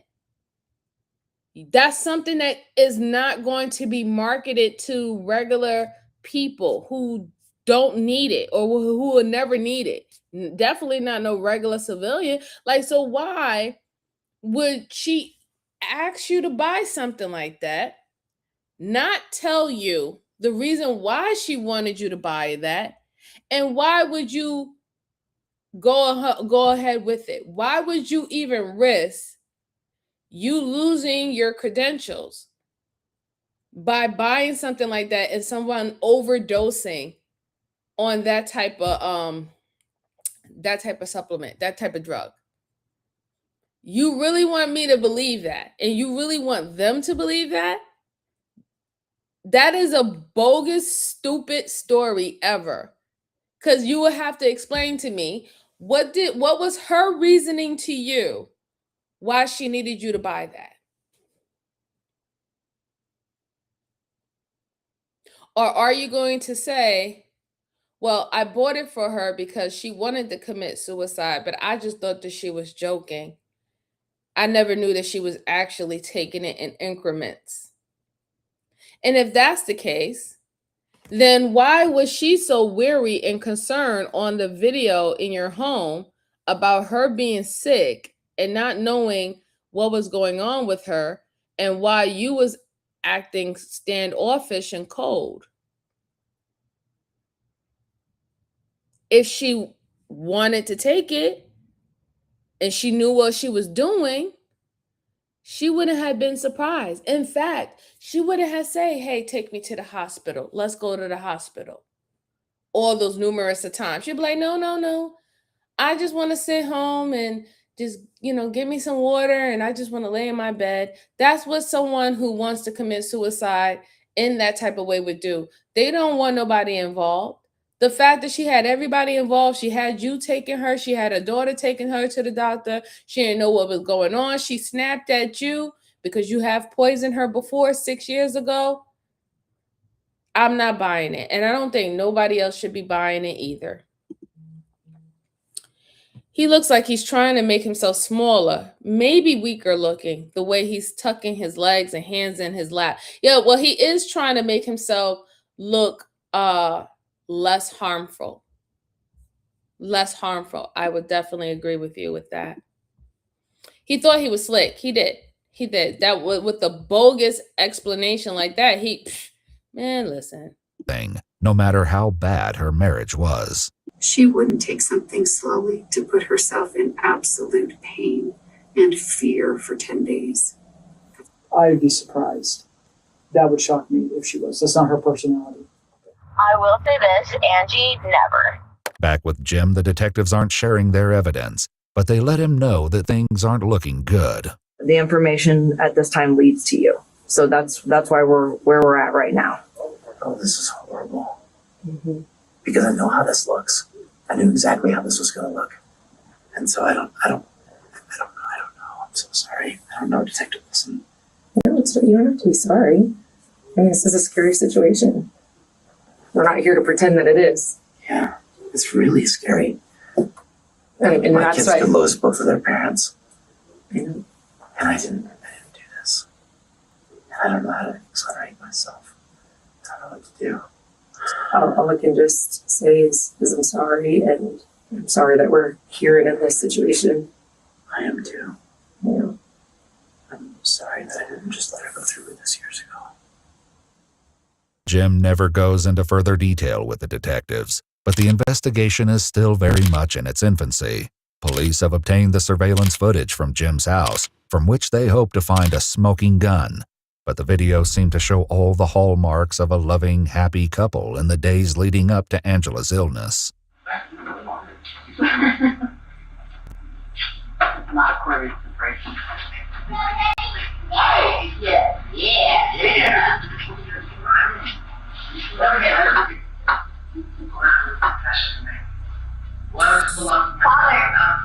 I accidentally hand washed your pants. Oh. Hey. Oh, I gotta get going. All right. Oh, you got back to work. That was quick. Maybe.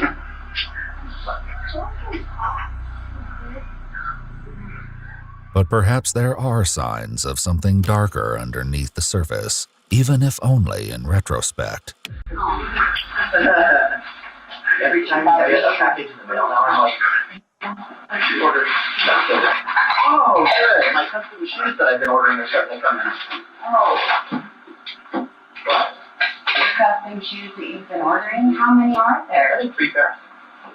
That is super blue. I know, I like it. Okay, what are you gonna wear with it? My gray suit and a blue shirt when I speak in Las Vegas.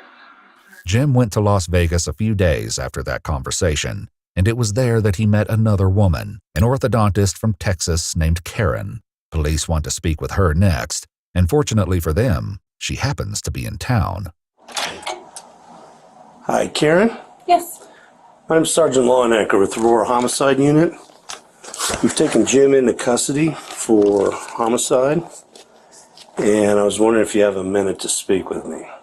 Can I, Yeah, what get dressed, yep. So I don't know, basically, obviously I didn't find you by a miracle. We are aware of yours and Jim's relationship, and basically your emails and stuff back and forth between each other, and he's been taken into custody for killing his wife. So I don't know, obviously we consider you to be a motive for him to do that. I don't know what kind of communications he's had with you about his wife and what's been going on with her. We have noticed that you seem to come to Denver when his wife was in the hospital, and I don't know if that's just what kind of timing is, that is, or what he's telling you, or how he, you guys are setting up when you're going to come out here. So I don't know if you can shed any light on any. Now, the only thing I wish that the detective was not giving her extra ideas to think about how her story is. She doesn't even live in state. She met him in Vegas. She purposely flew out there. Y'all know that she's been flying out there every single time his wife went into the hospital. She's out there. So that means that she's linking up with him while his wife is in the hospital. That means she knows that his wife is ill. She might not know that he's poisoning her, but she knows that his wife is ill, and whatever he's saying to him, that listen, things is not looking good, and I might have to be preparing for a funeral and stuff like that. And she's sitting in the cut waiting for her time, right? Making sure that she continues to solidify her relationship with Jim. I wish he didn't give her, how can I put it? I wish he wouldn't have given her exits to take. He should have just asked her questions about Jim. Ask her questions about Jim and ask, why are you here? Why are you in the state? Are you here for business, or are you here for personal? He should have kept it very, very simple, because now you're going to get her brain moving, and she's going to be like, well, I just came out here because he told me to come out here, and I don't know nothing that was going on with his wife. I didn't know that she was sick or anything like that. She's going to find ways to excuse herself out of what she know. If he would have kept it very short and sweet, you would have found out whether or not if she was implicit in it. I wish he would have just hold off a little bit. But let's see what she has to say. Any of that? A search of Jim's email account shows messages between the two of them, some of which show Karen's travel itinerary. One trip overlapping with Angela's first extended hospital stay, and a second trip overlapping with Angela's final crash and eventual death. But Karen says those dates are misleading. I had a ticket for the 8th that I changed to.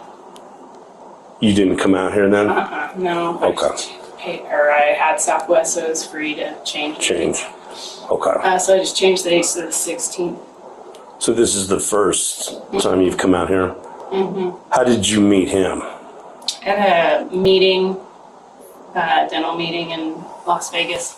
Though Karen acknowledges that she's out here to see Jim, she says that their relationship is not as far along as their messages might suggest. I mean, we shared a lot of, personal information kind of quickly, just like history and, I don't know, kind of, but we haven't been physically intimate or that kind of thing. So you have not been sexually intimate with him? Mm-hmm. What was the purpose of some of those text exchange or email exchanges then?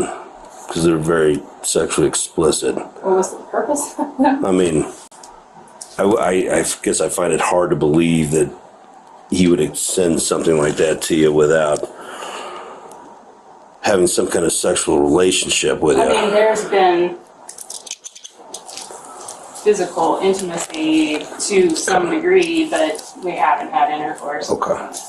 Karen says that Jim told her that he and Angela had filed for divorce in January, a month before they met in Las Vegas. He said, I'm going to sit down with her tonight. We're going to start to talk about just about the kids, about how things are going to look during mediation, things like that. And that she had said that she probably was going to move back to where her family is, and just they had been just kind of talking about what things were going to look like. He did tell me when they talked that night, I'm kind of worried that she might hurt herself. So we've had a history of that. Has he talked to you at all about buying cyanide? No. Any other poisons? Anything like that? The detective decides to set Karen straight on what Jim has been up to. He's never told her he wants a divorce. He's never told her there's no talk of him moving out with the kids. She has no idea anything about a divorce. He's purchased poisons, and she's now dead because of poisons. Welcome to Red Elephant. A lot of the things he's told you, assuming you've told me the truth, are all nonsense. Sorry to be the bearer of bad news, but I mean, the real victim here is his wife. Big time. The next morning, Karen talks to Detective Olson. She shares a conversation she had with Jim after Angela passed, in which he talked about all the things he would need to do to get his affairs in order. Life insurance was in that string of thought, and I was like, oh, is life insurance going to change if this is, self-inflicted? And he said, no, I got a policy that doesn't have that, and that has an exclusion for that due to our history. While Jim's explanation about the life insurance lines up with his story that Angela did this to herself, it also opens the door to another possible motive. And according to Ryan, Jim could use the money. It was in January where we decided as a company that we could not continue to pay his creditors from his first bankruptcy at the level that we were paying it, and he was going to have to take some more involvement in it. And he was going to take a pay cut a little bit. So I know that probably creates some financial pressure on him a little bit. So we've put in about $350,000 into saving his.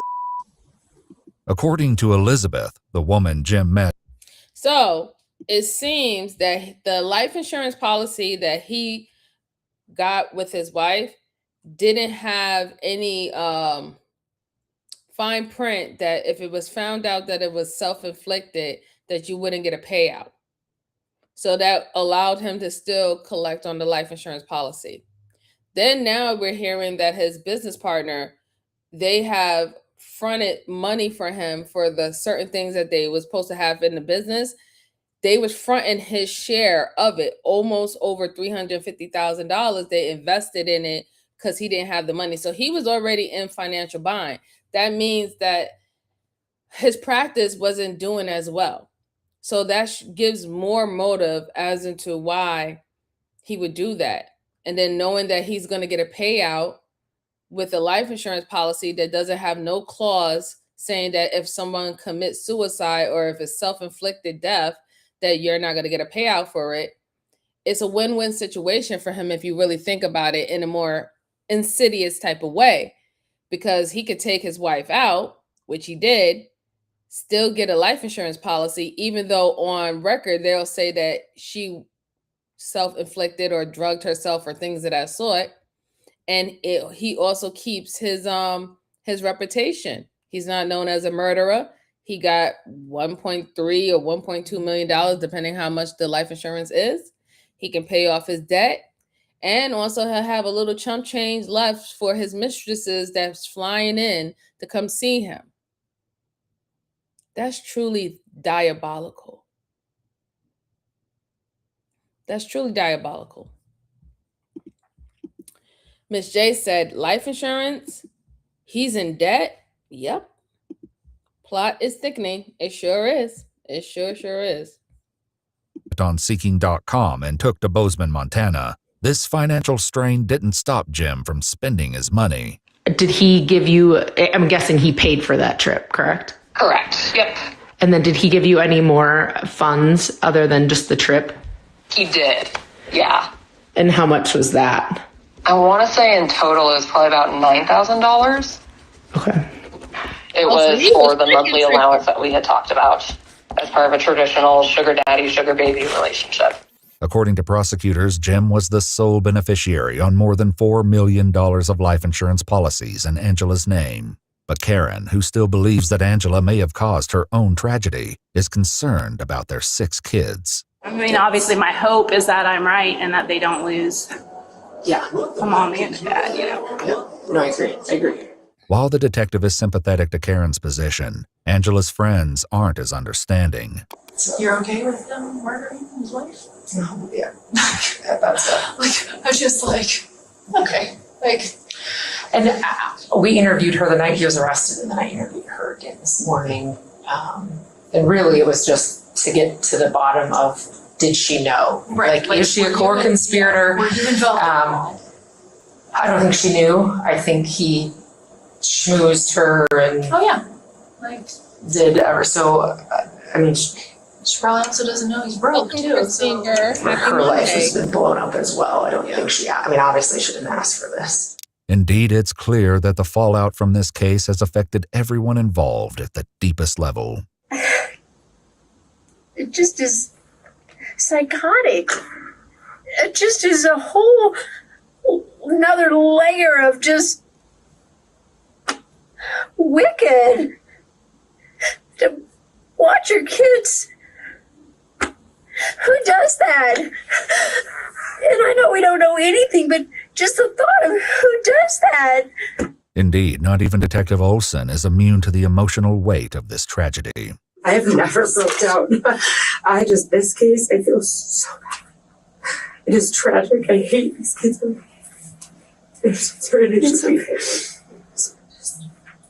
I hate little kids that we deal with. So the kids are in denial. They will not believe for 1 second that he would do this. And I understand why. Now in jail, Jim is determined to prove his innocence one way or the other, and it's to one of those kids that he turns to for help. He sends a letter to his oldest daughter. "I'm going to ask you to help me with something really hard," he writes. "We need to make a deepfake video of Mom saying she asked me to order cyanide and that she was going to take it herself." It's only the beginning of Jim's efforts to exonerate himself, as demonstrated by a call police make. Okay. This mofo right here. You were the chosen one! How the hell can you be that desperate that you now call on your oldest child to assist on writing a letter or having her say that Mom told you that she was going to take the cyanide? And the fact that you wrote that letter and think that it wasn't going to be checked and reviewed first before submitted out, you are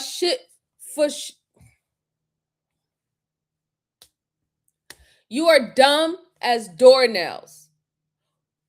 Haven't you seen, even if you don't know anything when it comes down to law and stuff like that, but haven't you seen enough movies where mail, phone calls, you name it, all of that gets intercepted before it actually goes and get processed out?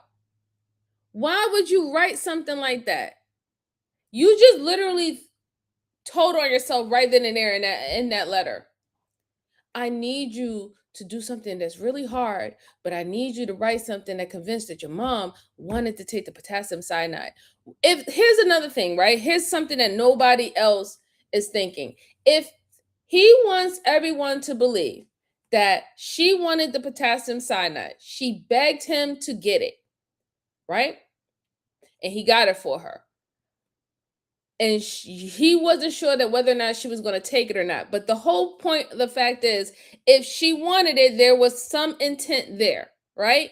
And there was risk. Why wouldn't you have her write a letter in her own handwriting saying, I wanted to try something out. I asked my husband to purchase something to me that if you take in a certain amount in increments, it could be deadly, it could be lethal, and nobody else is going to be held accountable for it if something happens later on in the future. Why you couldn't get her to write something like that on her own if that was a discussion between you as husband and wife? Why you didn't get her to do that while she was alive, while she was healthy? It doesn't make no sense now that you're telling your oldest daughter to try to write something and make it seem that she knew as well that the mom wanted that and she was going to take that. You literally flat out told on yourself like a fucking idiot.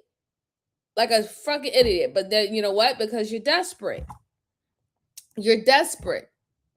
And that was a desperate move. And that's what you showed everybody, how desperate you were, because all arrows point to Jim, who's the cause of this, that you would literally put your daughter in a situation like that. And in fact, why would you incriminate your daughter? This is why I said it has to do about reputation. This is why I said it has to do about ego, and he only cared about himself. And this is why he could not show any empathy or even perform to show any empathy of her death. The whole entire time that we have heard him speak, he has only referenced himself. He has only referenced worrying about his place of business, worrying how he looks in handcuffs if the kids see him. Everything been about him this whole entire time. He have not shown any emotion about his wife. The only emotion that I saw about his wife is with him giggling and laughing and having a dumbass smirk on his face, talking about he doesn't want to show up at his wife's funeral with handcuffs in his hand, and to make sure that the detectives have a coat that they can put over him or something that they can put over him so he won't stand out as a sore thumb. Whew. Ooh, child. Wow. Put a fork in me. I'm done. Yeah, put a fork in him. Miss J said, these jailbirds never learn. All letters are read and phone calls are recorded. They don't learn. I don't understand why they think that none of that is being looked at. You don't get no rights when you become a prisoner. Your rights are taken away from you and it's limited, and they decide what rights they want to introduce you back into having. Step by step. It's a step-by-step process. It's crazy. Dude is a brain dead cabbage and a half with trying to get his kids to help him the way he did. Yeah. And it's bad enough that he would do that because he already had them not remorseful or empathetic that they lost their mom. He was able to like convince them that, this is just the way it is.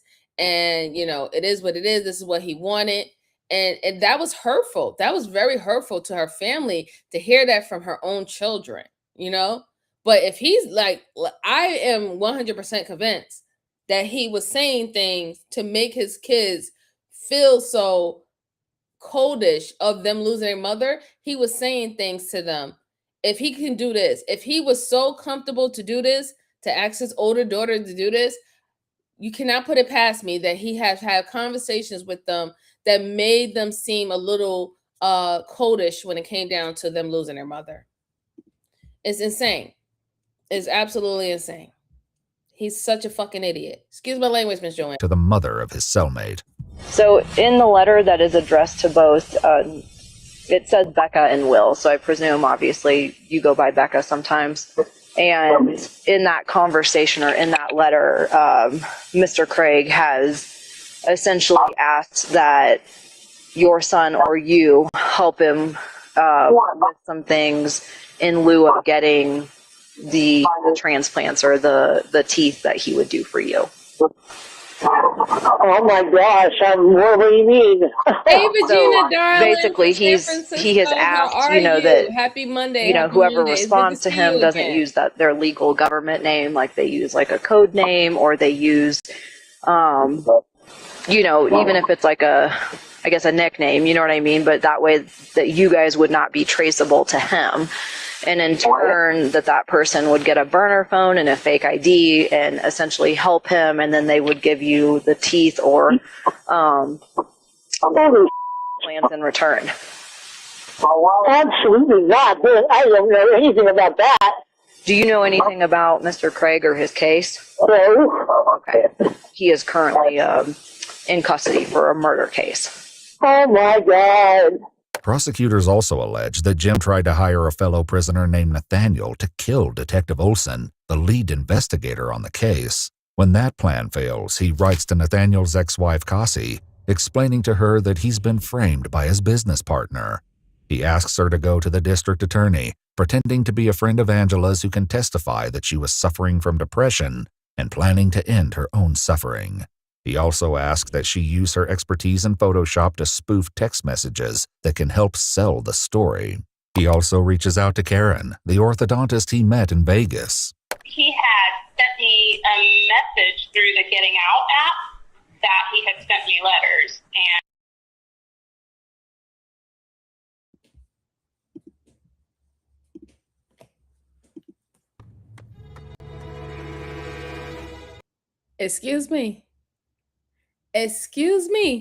Excuse me, motherfucker.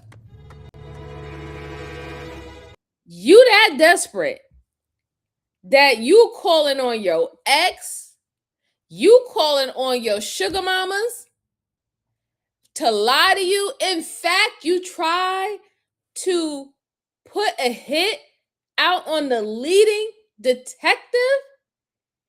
Don't you know how you gonna okay. If you're hiring someone in prison, right?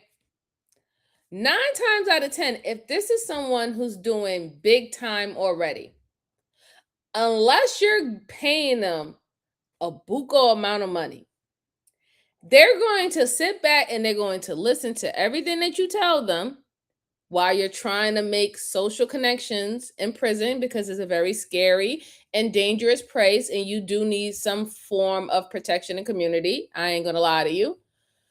But they're gonna sit back and they're gonna listen. And then they're going to go right to the detectives and tell them exactly what you tell them.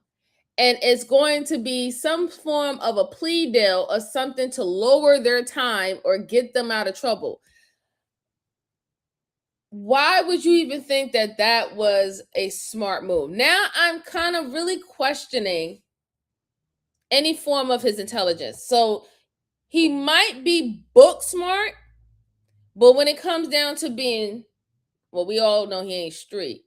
But even though he tried to pretend to be street, he ain't street smart, let alone he's not worldly smart. Book smart, maybe. But those other things, he don't got it. He don't got it. He don't got it. He don't got it in them. And this is why I feel like if you don't have it in them, if you don't have it in you, and you're not built for this type of lifestyle, because, this criminal shit is somewhat of a lifestyle for some folks, right? For some folks, it's a lifestyle. If you're not built for it, don't do it.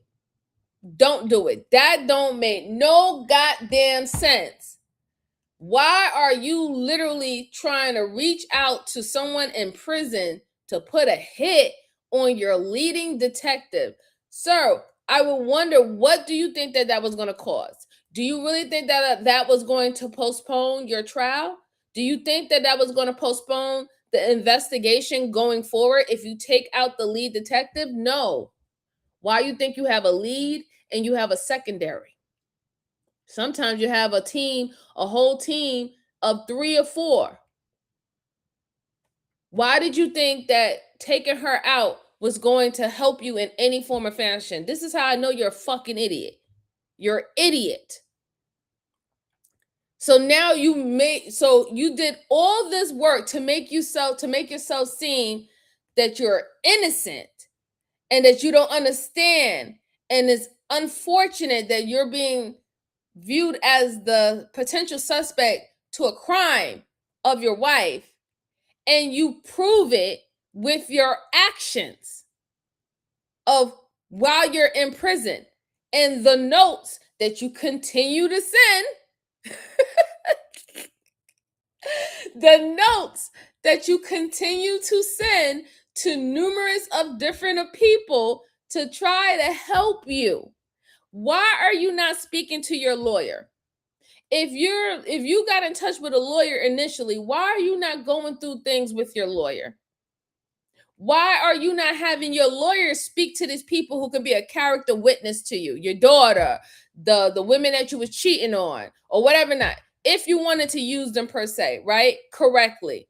Why are you literally directly going to them and then you're telling them to do something that will incriminate them or for them to commit perjury? Or to make them seem like they was also an accomplice. And you're literally writing it down. You're writing it down so they can literally see, this is your handwriting. You wrote it at such and such time. We know we have him in the county jail for such and such time, and he's writing this. You're literally sealing your deal. You're literally making it hard for your defense attorney, if you even have a attorney still. You're making it hard for them to have any freaking case for you. Especially now you try to do an assassination plot. Boy, you can't make this up. You cannot make this up. This is ridiculous. Oh my God, dude is a grade A narcissist at the very least. Yes, he is. Absolutely. He seems kind of like a psycho. I ain't gonna hold you. He's appearing as a psychopath. Yes, he is. He's showing tendencies of that because I don't understand. Like, I don't understand why he even thought that was a good idea. Now attempted red rum. Yeah. Yep. He's just added it on, right? You think you won't get charged for trying to attempt to kill a federal official? Okay. And basically just saying he was innocent, he's been taken out of the world, an innocent man with no recourse, and yada yada. You know, it's just like, okay, you know, regardless of your innocence in this death, you were such a liar. I mean, there was so much honesty. Even if you're completely innocent of how she passed away, it's like there was such a high level of just living 2 lives. Yep, 100%. Which is just mind-boggling. Yeah. And scary. Yeah. And I haven't dated somebody in 30 years. Yeah. This is what I do. My first date in 30 freaking years. This is where I am. In their investigation, police discover that Jim communicated with Karen using an email address. I hear you, lady. I hear you. It's like that sometimes. It's like that. You do all that waiting and you're patient and all the stuff like that. And you thought that you took your time and all the stuff. And then wham, bam, you like, what the hell? It's like that. Don't beat up on yourself, but too much. It don't have nothing to do with you. It's just those kind of people, they gravitate. That's what happens. I feel bad for that lady. That's messed up. I know she's like, what the hell is going on? Like 30 plus years I waited to date. And when I finally met someone that I'm kind of interested in seeing what can go from there, he ends up being a whole fucking murderer. Stay off them goddamn websites, man. He created only 4 days after meeting her in Las Vegas. They also take a look at Jim's devices and search history, where a bleak picture begins to develop. So there's nothing really on his phone. There's nothing on his laptop. Computer number 9 and examiner number 9. He's searching, will arsenic show up in an autopsy? What are the top most 5 undetectable poisons to kill a human? And I can go on. And it is absolutely sickening. On that specific computer, Jim searches, how many grams of pure arsenic will kill a human, where to purchase arsenic, and clicks on a video titled, The 5 Most Dangerous Chemicals on Earth. The new email address he created to communicate with Karen is used for only one other purpose, purchasing poison. He ordered arsenic first. Once again, we see another example of his stupidity. I tell y'all people, stay off these goddamn Google searches and engines and stuff, asking these questions that a criminal or killer or someone who's involved in a crime would ask, okay? You're just doing yourself a disservice, okay? If anything, your best bet would literally have a little damn notebook or notepad, something that you can put in your back pocket and you keep it with you, walking with you all the time. And like, I'm not saying this because I want people to commit crimes. Please don't commit crimes. But if you do have to go ahead and commit crimes, go ahead. We're going to find you. We're going to lock your ass up anyway. But these people are ridiculous. I don't understand. You know that everything is saved now. Everything is saved.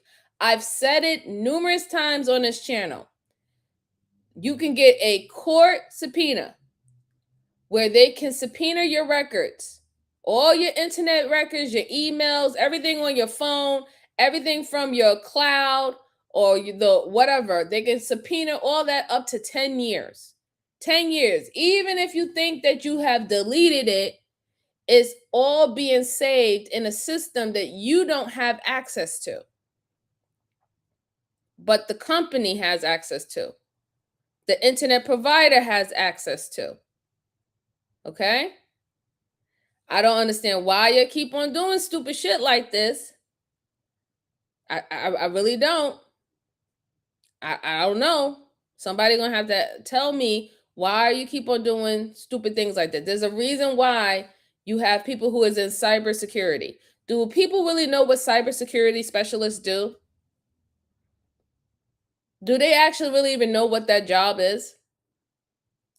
These people are maintaining entry points, and they're finding out if there's any ticks or bugs or malware or things of that sort. That's what they do. They go in and they scrub and they make sure that the system is in check and it's running the way that it needs to run, as well as they make sure they keep a good journal of any entry deposits or anything that is added into a database.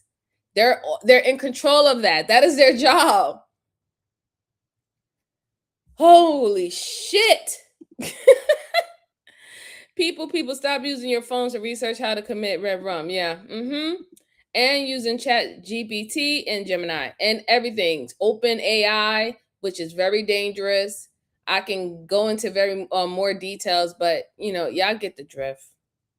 That was delivered to his house on the 4th while Angie was out of town. The outside surveillance cameras show the mail truck drive past Jim's house on March 4th. A short while later, Jim is seen walking down the street. He returns minutes later with a couple of envelopes in his hand. Every time I get a package in the mail, now I'm like, I should order. It was this purchase of arsenic that investigators believe was used to put Angela in the hospital the first time on March 6th. He said they got up, he made them both like a shake, like a protein shake. And I don't remember what he said he had put in it, but it was like a pre-workout or something with caffeine, and whatever he had put in it was like 3 times the normal amount that she normally takes. But investigators believe that Jim Craig put something far more dangerous than caffeine into her protein shake that morning.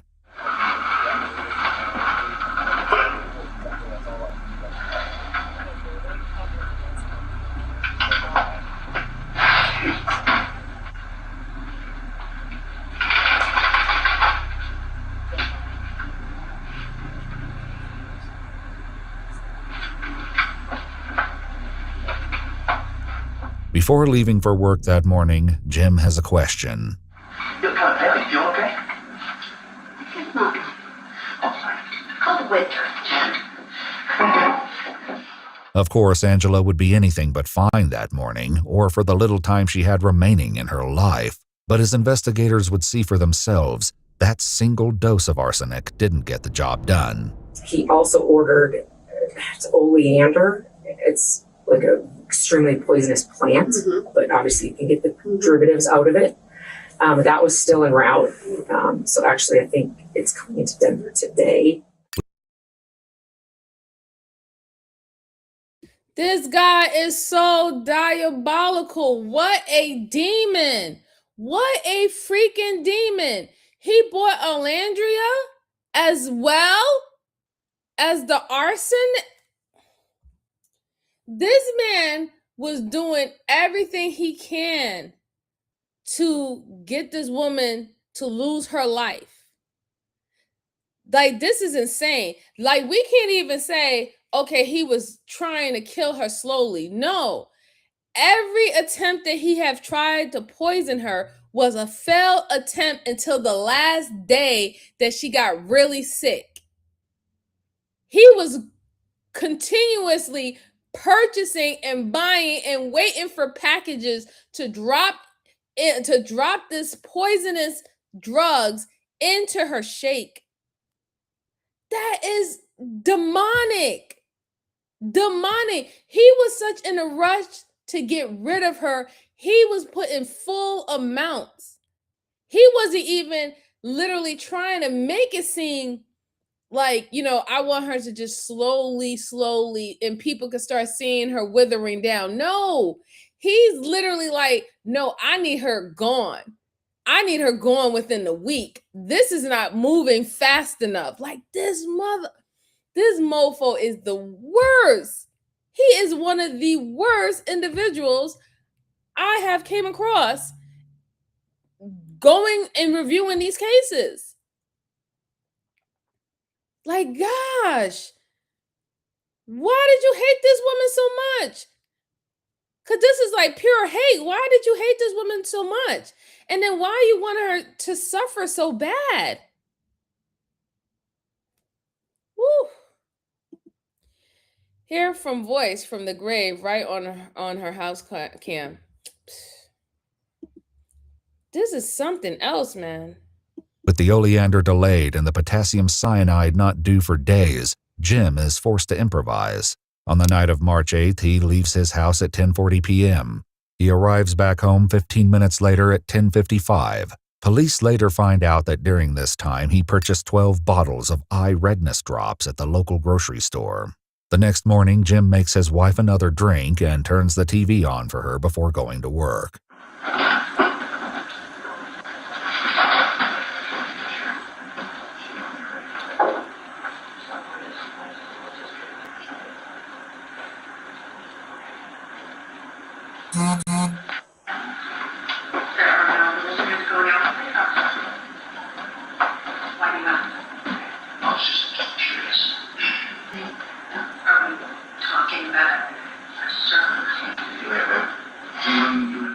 That would be the day Angela would be taken to the hospital for the second time.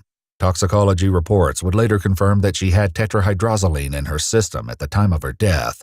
It's the active ingredient in Visine. When swallowed, it can cause illness.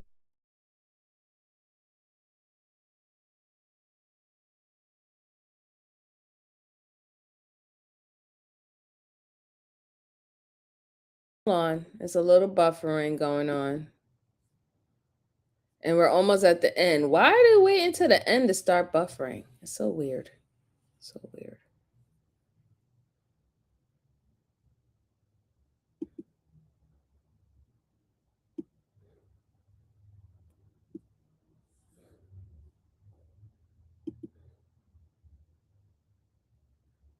into the hospital for the second time. Toxicology reports would later confirm that she had tetrahydrozoline in her system at the time of her death. It's the active ingredient in Visine. When swallowed, it can cause illness and even death. And yet it's still not enough to kill Angela. The package of potassium cyanide comes to Jim's office on March 13th, and investigators believe he gave her the first dose inside a capsule that was supposed to contain an antibiotic. He wrote out this timeline in his phone, basically the hours after he's confronted by Ryan and Michelle. Detective Olson says that Jim used this memo to tell the full story about Angela's desire to order poison for herself. And that she finally said, I'm just going to do it. And he said, fine, I'm done. I'm done trying to save you. I'm not going to save you this time. He said that he took the clindamycin and put potassium cyanide in the capsules. Put the potassium cyanide inside the clindamycin capsules. Did say that. I knew it. It is also in Jim's memo that investigators make one last horrifying realization. Even after Angela was rushed to the hospital for a final time, Jim was apparently not done yet. He says he went to university, gave her a syringe, which is, no doubt in my mind, that's potassium cyanide, gave it to her, and then he left the room.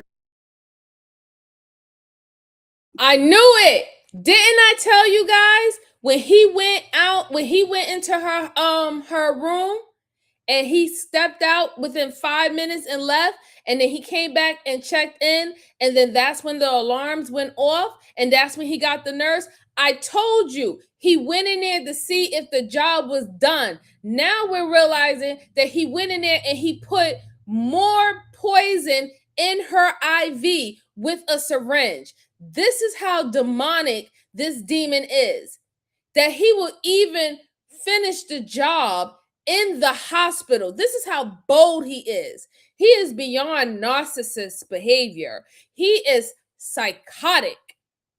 He is purely psychotic. He didn't even care. That's insane.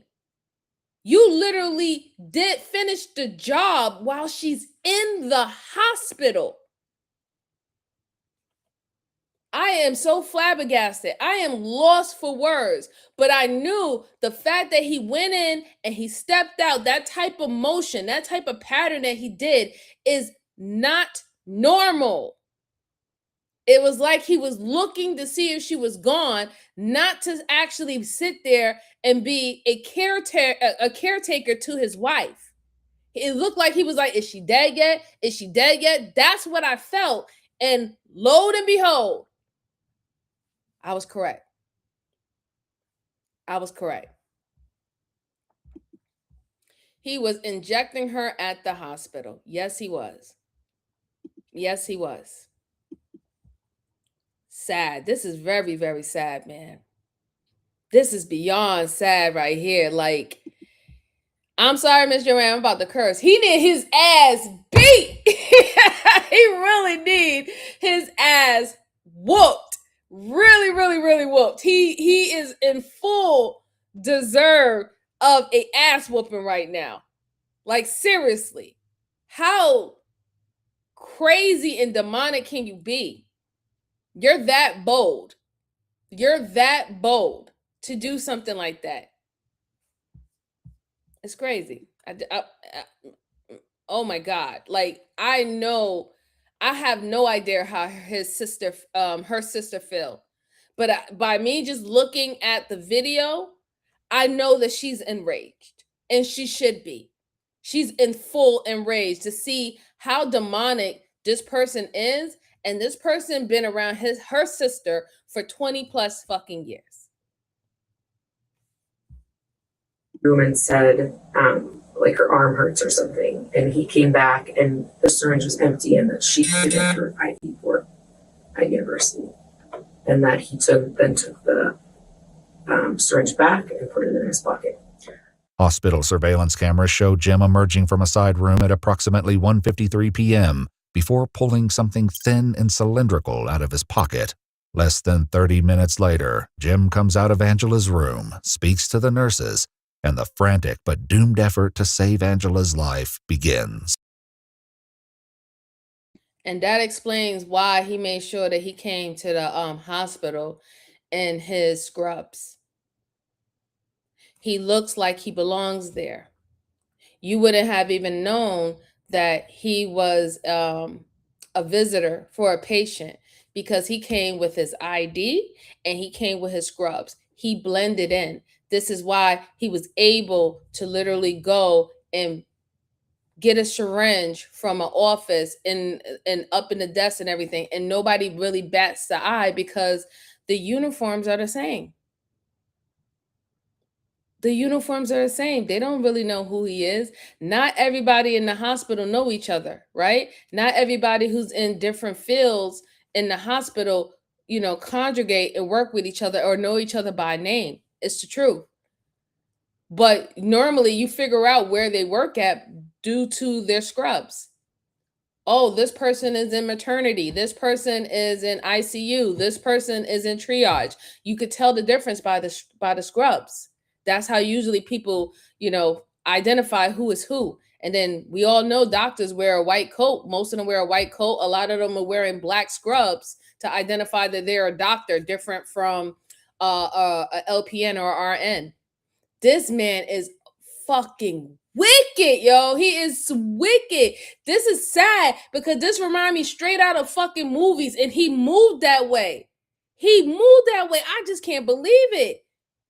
And to actually have the scene in real life, I know that we say, movie is art and movie imitates life, but this takes imitating life to a whole nother level. A whole nother level.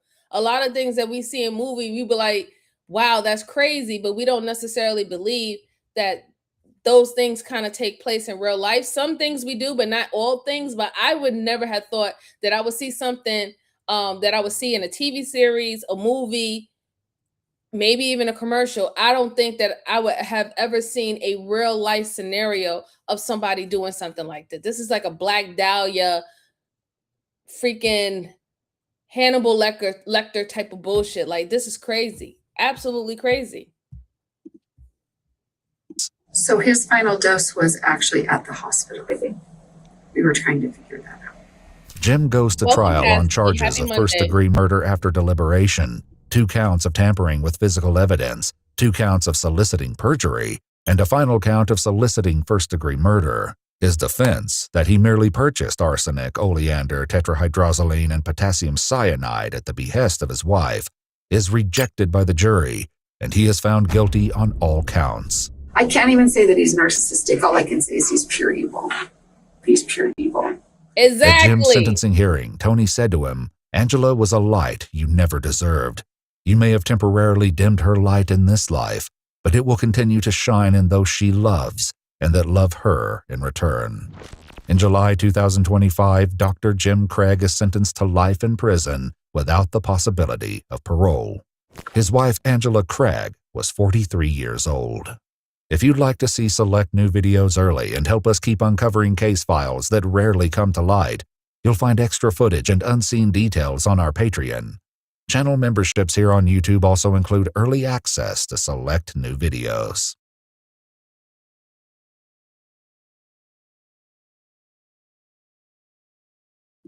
That was a very disturbing case to go over, but I'm glad we was able to go over it. Prayers to that woman. She was in a lot of pain, and she had dealt with one of the ultimate betrayal. Like, this woman was being cheated on. Their finances were being spent on other women. She was being poisoned. She didn't understand what was going on with her, and she died in pain. She died in pain. Like, people don't understand it. She died in pain. It was painful. This is not like she was in a coma and she didn't understand what was going on. She died in pain. Severe pain.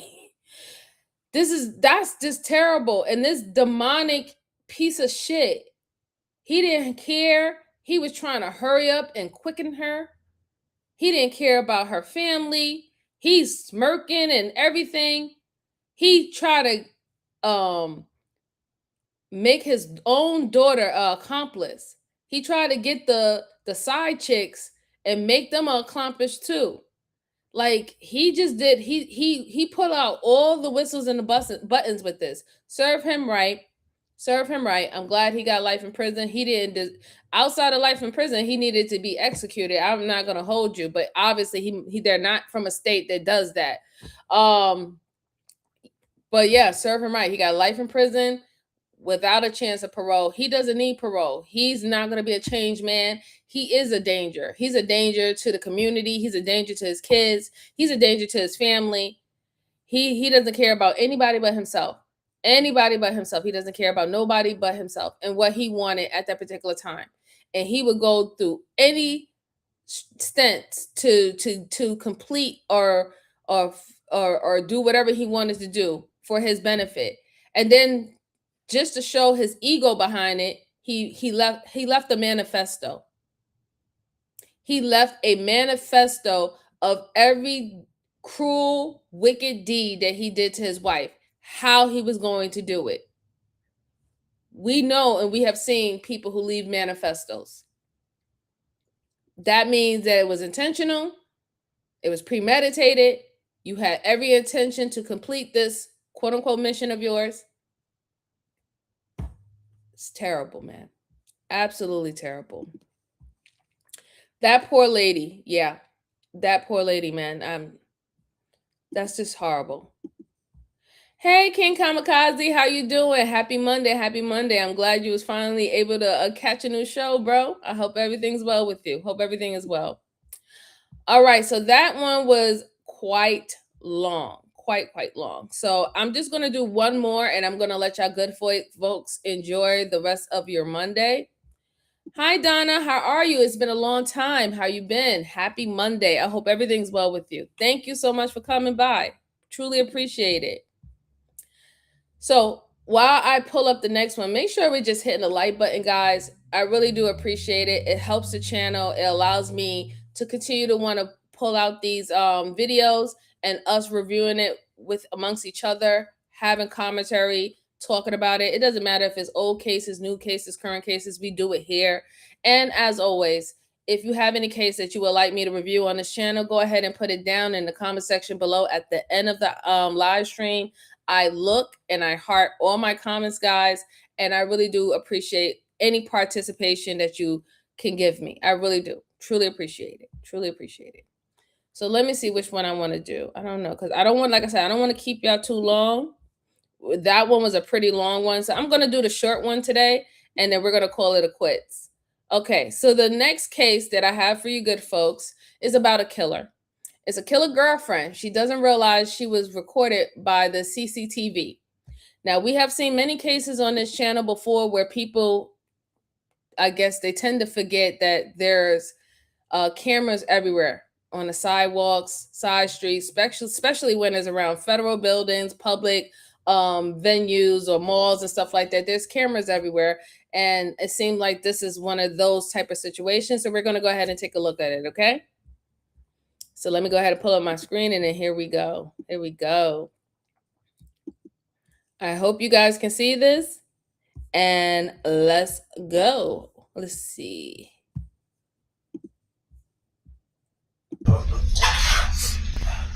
What's her name? Tara? Hey, Rosie, how are you? Happy Monday to you. Happy Tara, Monday. it's the police. The officers you were looking at are attempting to enter an apartment to conduct a wellness check. But what they find behind this door will shock them. Clear that. Clear that. Come in here. No. 290. 290, go ahead. You have a female down in a bedroom. No. I believe this may be a homicide. You're kidding me, bro. Don't come in here, brother. Shout out to Stay Awake. 1 hour earlier, the Canton Police Department in Ohio received a 911 call asking them to check in on a 26-year-old woman named Tierra Birch. Yeah, Police Mackenzie. Yes, ma'am. I need a wellness health check for my daughter. I think something's wrong. Very wrong. How old's your daughter? 26. What's her name? Tierra Birch. 2 patrol officers were immediately dispatched to Tierra's apartment. When they arrived, Tierra's father was waiting for them on the front lawn. My daughter texted me 6:39 this morning. Says she had COVID. I got off work. Came here to bring her some medicine. And nothing. Her phone goes like voicemail. I called my boy here. He ain't heard her. I called her other friend. He ain't heard her. The lady back there in that blue house said she seen some tall dude driving a car and somebody took laundry baskets out of her part of my house. The officers headed inside the building where they met Tierra's younger brother, Tyrese. When you guys call, can you guys hear her phone ringing? Okay. Tierra, it's the police. With no response from Tierra, the officers were becoming increasingly concerned. But at this point, they still needed permission to access the unit if they wanted to check on her. Landlord is coming. Yeah. Okay. Unfortunately, we don't have enough to force entry, so if the landlord's on his way, we'd rather take that route. So you got a boyfriend or nothing? Yeah. Supposedly, yeah. Okay. He's supposed to be in jail. Okay. Yeah. With that tall, thin male, would that match the description, or Yes. of the boyfriend? Yes. Okay. Tall and dark. They got between the two of them any violent history? Well, he's got domestic with some other women in Massillon. One of the officers went back to the police cruiser and confirmed that Tierra's boyfriend Vincent was, in fact, already in custody. Well, Vincent's still in the jail. He's still in? Yeah, Vincent Ricardo Ryan is still in jail. So, still in jail? Yeah. All right, please open this door, please. The landlord arrived 10 minutes later to give the officers Tierra's key. I'm gonna give you the key and let you go in first. What's her name? Tierra?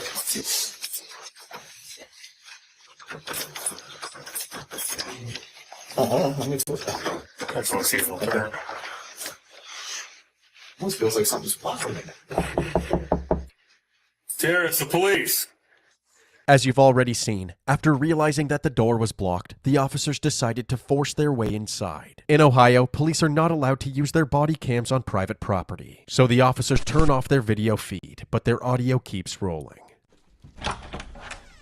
We have a female down in a bedroom. I believe this may be a homicide. You're kidding me, bro. Welcome here, brother. The officers just discovered Tierra lying face down on the floor of her apartment in a pool of her own blood. She had 52 stab wounds all over her body, leading investigators to believe that this may have been a crime of passion. Based on the lack of physical evidence and the strong scent of bleach, it seemed that the killer had meticulously cleaned the apartment following the attack. Tierra's family couldn't believe somebody would want to harm her. They said Tierra was kind and generous and would make friends everywhere she went. They couldn't help but wonder if Vincent, who had just recently entered Tierra's life, somehow had a role in this murder despite being locked up behind bars. But not long after Tierra's body was discovered, her father received a chilling text that said, "Sorry about your daughter. Know the game." And the contact that had sent this disturbing text? His dead daughter, Tierra Birch. The killer must have stolen Tierra's phone and was now using it to... What kind of psycho shit is that? You unalive someone and then you send a message from her phone saying, "Sorry about your daughter, know the game." What? Oh my God. Like, that is just like added insult to injury. Like, that seems very personal. That doesn't seem like it was some random person that just came in and they wanted to steal something and it ended up having to unalive the homeowner because they couldn't have any witnesses. And I know a lot of people believe, and I get it, in some situations, people from jail can get other people to handle things for them outside of jail. But you would really have to just understand, like, you would really have to think about, at this particular time, what would this guy or her boyfriend who's in jail, what would he benefit of unaliving her?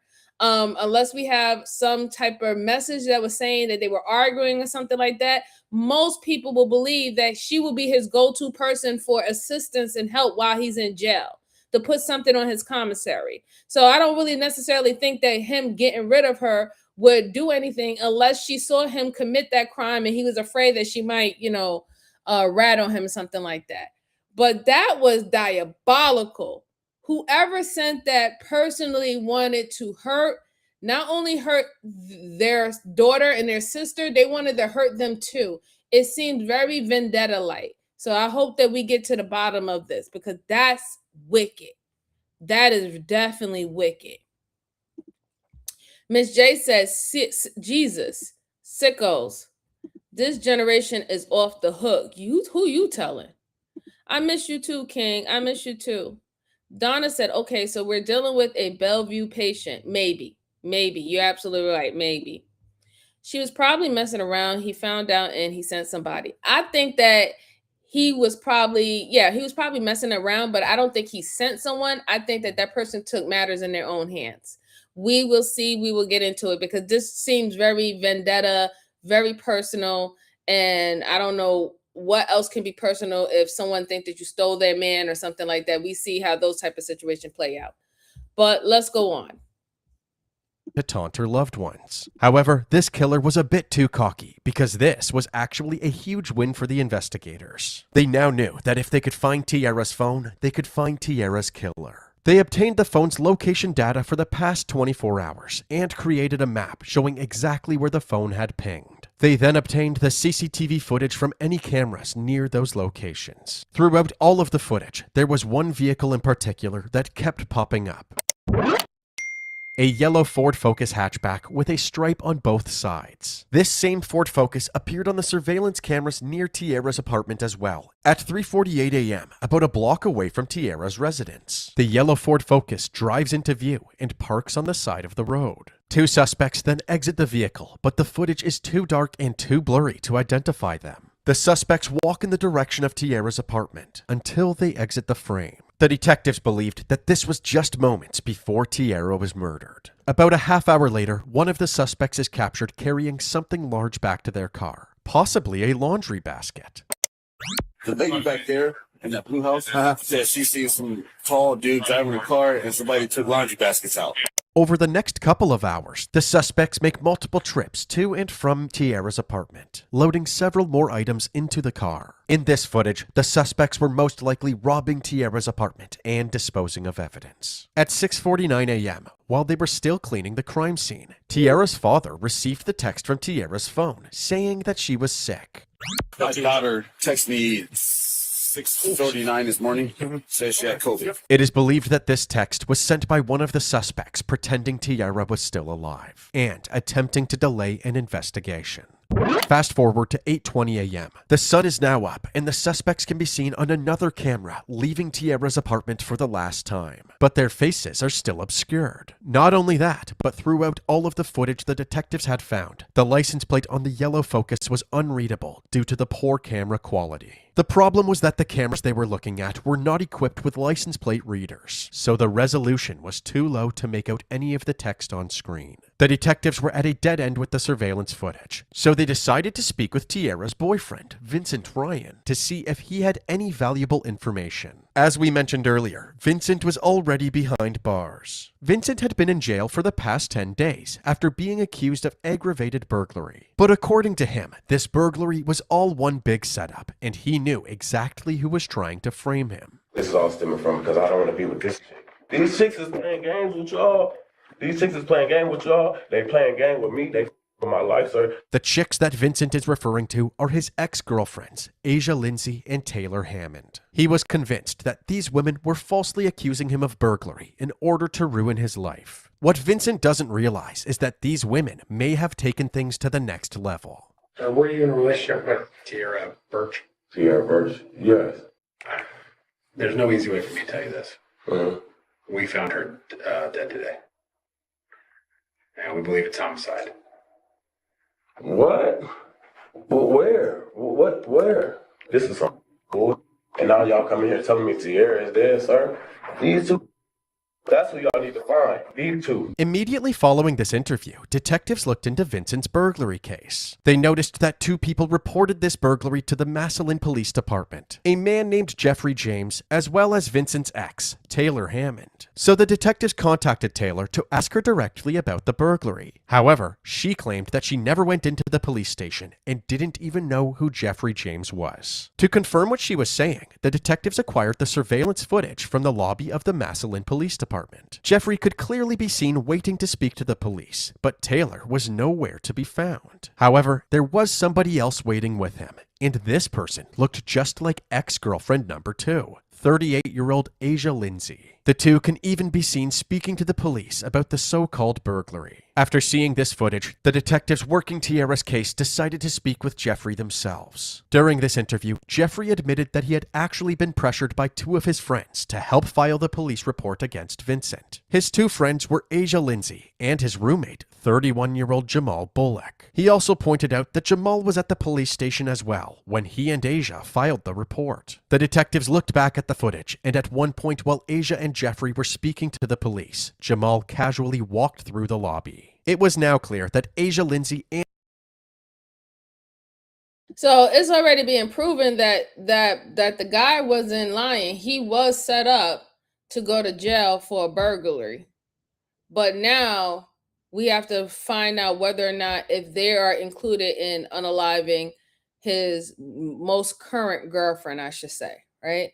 I think that it's the other one, the more lighter one, that was the one who did all the hacking and spacking. I don't know. I'm just looking at her, and she just seemed like that type of person that would kind of do something like that. She just had those eyes that she's vindictive and jealous in that type of way to do something like that. Remember, this girl was stabbed over 56 times, and she was left in her bedroom in the pool of her blood.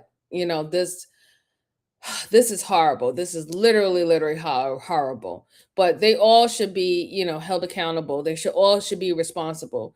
And even if you really think about it too, like if he's already in jail for 10 days because of a quote unquote burglary, now the girlfriend or the current girlfriend that he's with ends up dead.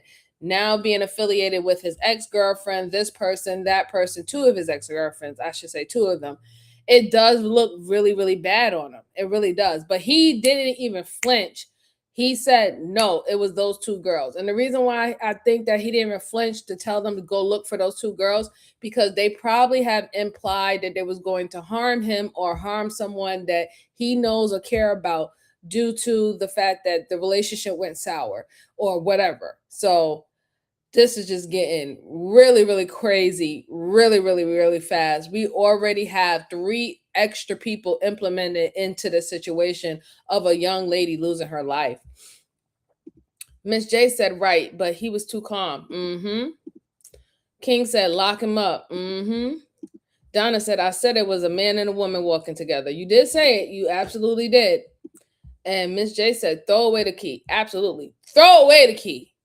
Put him under the jail cell. I don't care. and Jamal Bullock were the puppet masters behind Vincent's burglary allegations. But if the detectives wanted to prove that Asia and Jamal were also involved in Tiara's death, they somehow needed to place them at the crime scene, since the surveillance footage was too dark and too blurry on the night of the crime, and the suspects were covering their face in all of the daytime footage. It seemed that the detectives were out of luck, until they zoomed in on the daytime footage and saw that one of the suspects was wearing a very specific pair of Nike sneakers. They compared this to the police station footage and noticed that Jamal was wearing the exact same pair of sneakers. They also checked Asia Lindsay's vehicle records, and the vehicle currently registered under her name happened to be a yellow Ford Focus hatchback. They looked up her license plate in their traffic camera database and saw that on the morning of Tiara's murder, Asia's yellow Focus was photographed by a license plate reader as it passed through an intersection. They were finally able to zoom in on this license plate and confirm that this yellow Focus, with a stripe on both sides, belonged to Asia Lindsay. The detectives now believed that they had enough evidence to charge Asia and Jamal with complicity to murder. So just 2 days after Tiara was killed, officers tracked them down and placed them both under arrest. Can you say something? I'm like so lost right now. The officers refused to give Asia any information as she sat there in shock. Okay, now can somebody say something to me? We want to go right downtown? Okay. Despite being completely caught off guard, Asia was also very calm and cooperative. After arriving at the police station, she was brought directly into the interrogation room for questioning. All right, so we have to talk about some stuff. We're going to add this to another tip from MJ. If you're going to commit crimes, do not have things that is distinctly something that can identify you. meaning your car, certain things that you wear. You want to be as plain Jane as possible if you're going to commit a crime. That banana car was like, I guess that was pretty much one of the biggest things that sealed the deal. It really was. Once they started at one, but it led to them realizing that the same sneakers that the person was using when it was going through the burglary video is the same one that they saw on the same street where the victim lives. And then that's how they were starting to, look and dissect more and more. Hey, who got a vehicle? Let's see what vehicle is registered with this person. And here you are with this bright ass banana car with stripes on it, very unique to you. And I don't know. So I say this again. Don't commit crimes. Please don't commit crimes. Stop doing that stupid shit. Stop doing that. Stop being a menace. Don't be a menace to society, right?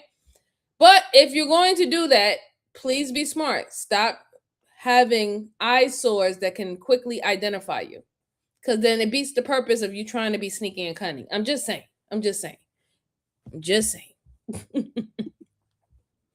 Within 48 hours are crucial. Yes, it is. Definitely. Like that banana car. Not MJ, get out my head. Yes, please tap the like button for me. Truly appreciate it. It helps the channel. Or you can hit the down button. Still helps the channel. Keeps me in the algorithm, guys. Truly appreciate it.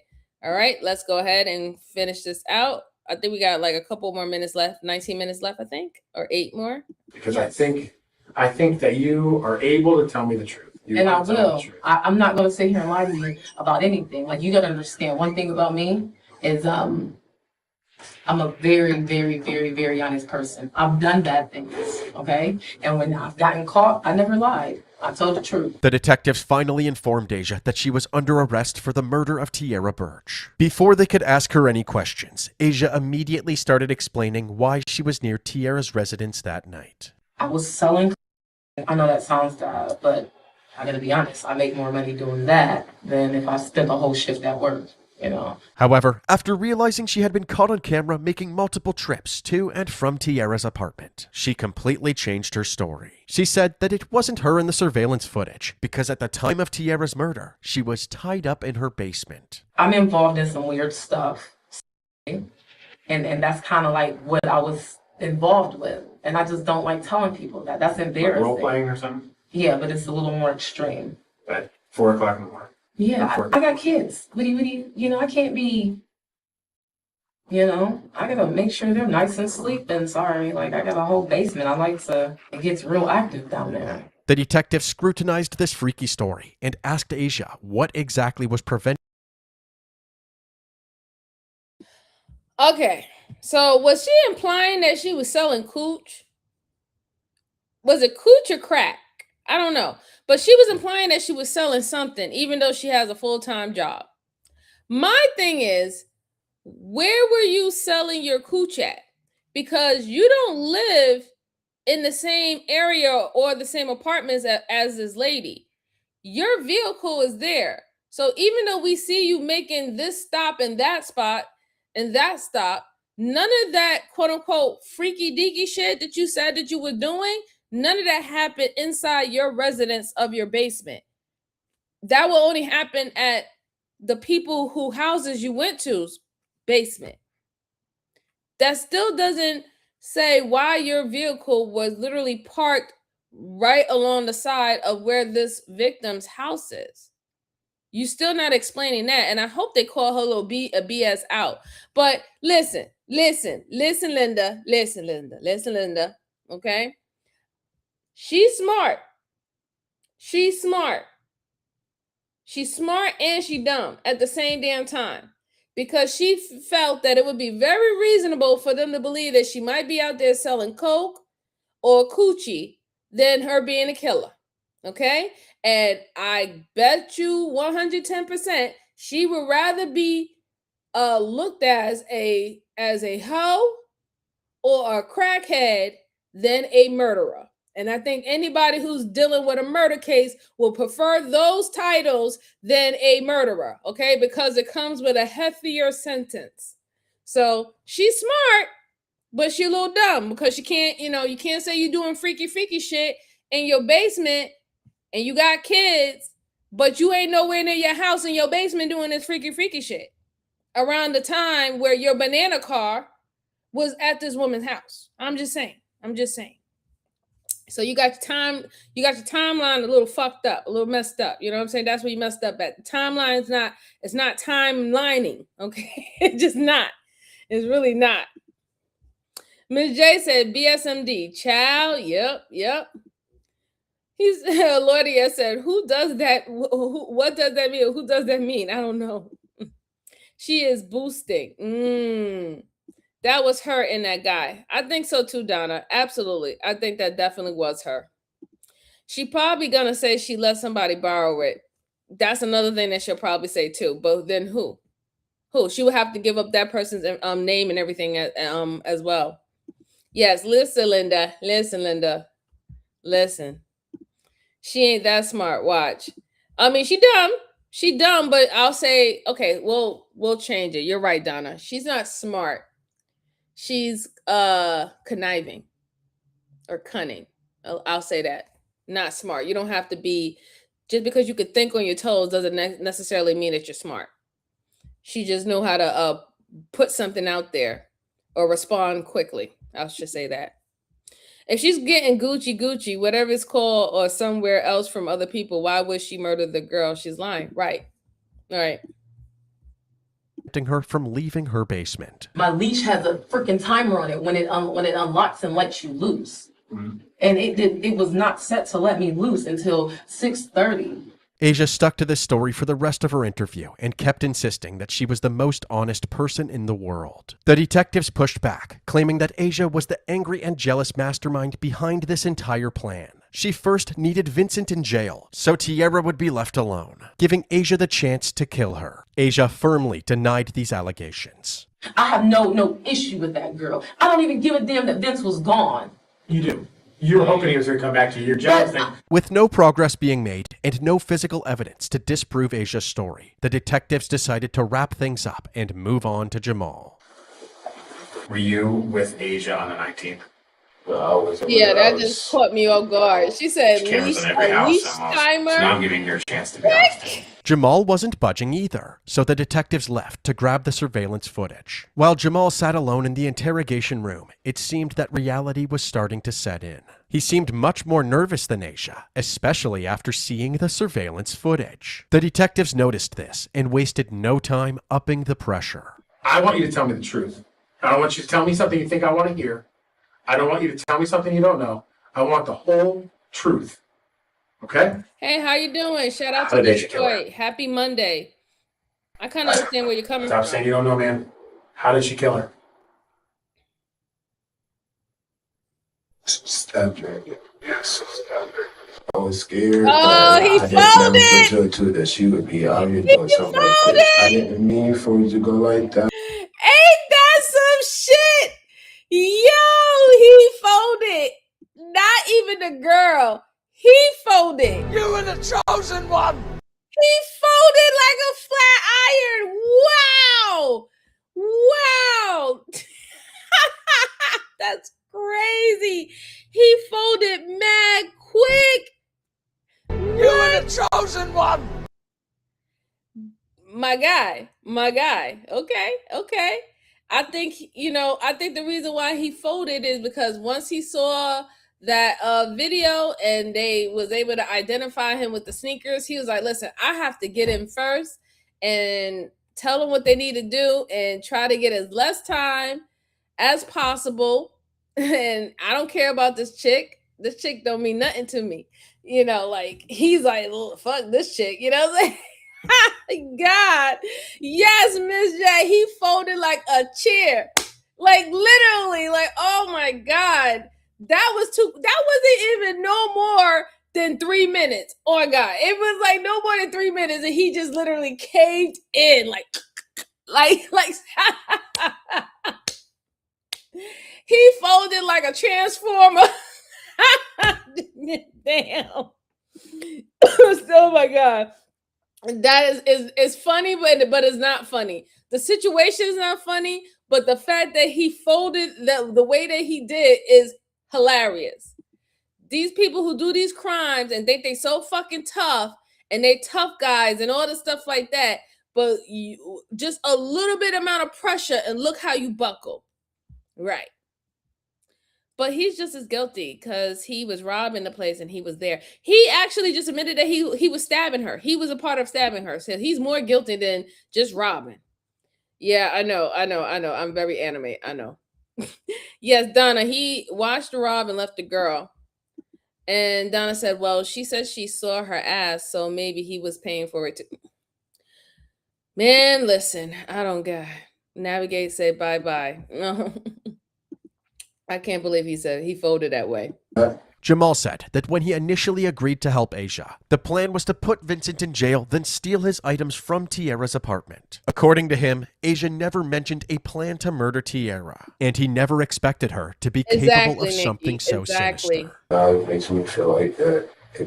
So she would kill me. I'm sorry what happened, and if I can do anything different, then she would not be there right now.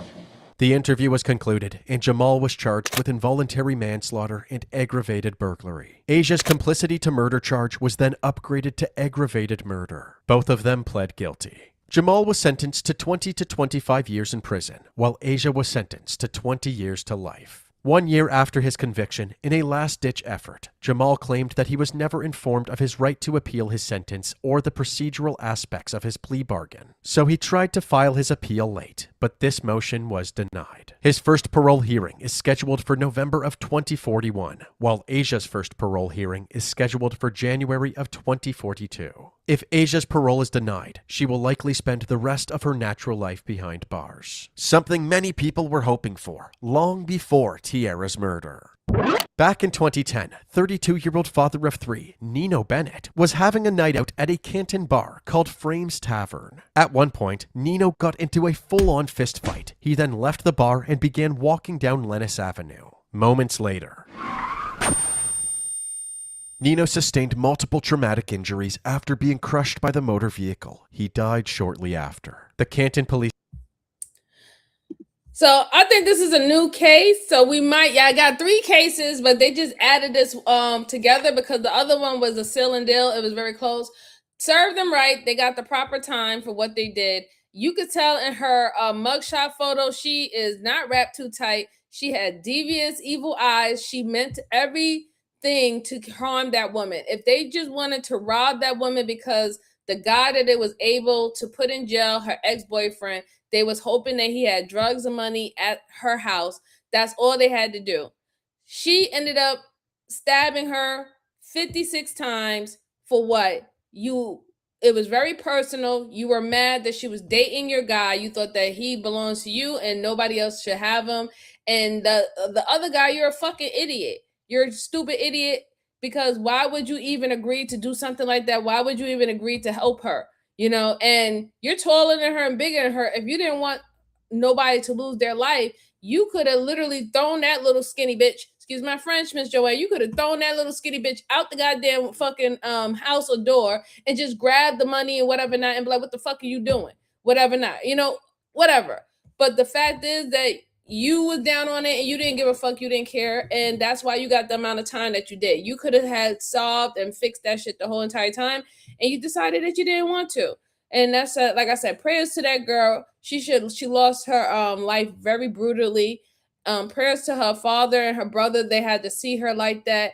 That's just horrible. You know, it's pure horrible. And it's sad too for the guy that's in jail, that's serving time, because you know, we don't know about what their situation dynamic was, but he did seem like he was kind of distraught and hurt the fact that that she was unalive, and he automatically knew who it had to be. It had to be one of these crazy ex-girlfriends that he had. So just keep in mind that, you know, we all, men and women, we all have to be careful who we're dating and who we let into our life.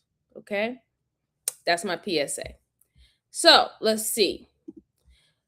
Why he got more than her?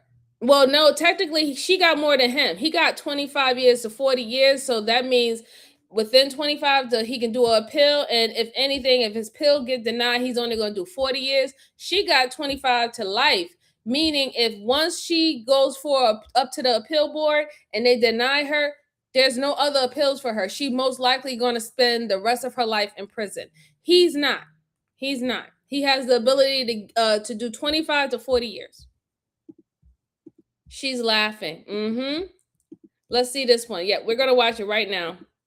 Donna said, "Are all the cases I ever seen in my life? This guy was the weakest one and the quickest one to crack." Yes, he was. He absolutely was, Donna.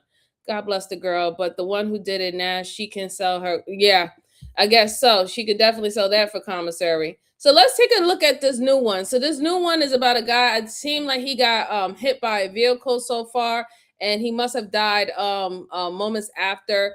And this has something to do with the Caton police. Police department received a 911 call from the woman who discovered his body. That woman was Asia Lindsay. I was coming home from the mixer. I turned down this alley because I can turn down this alley to get to my house. It's a different way. That's when I came upon the body. Like I said, I thought the guy was asleep. So I yelled to him, "Hey, get up."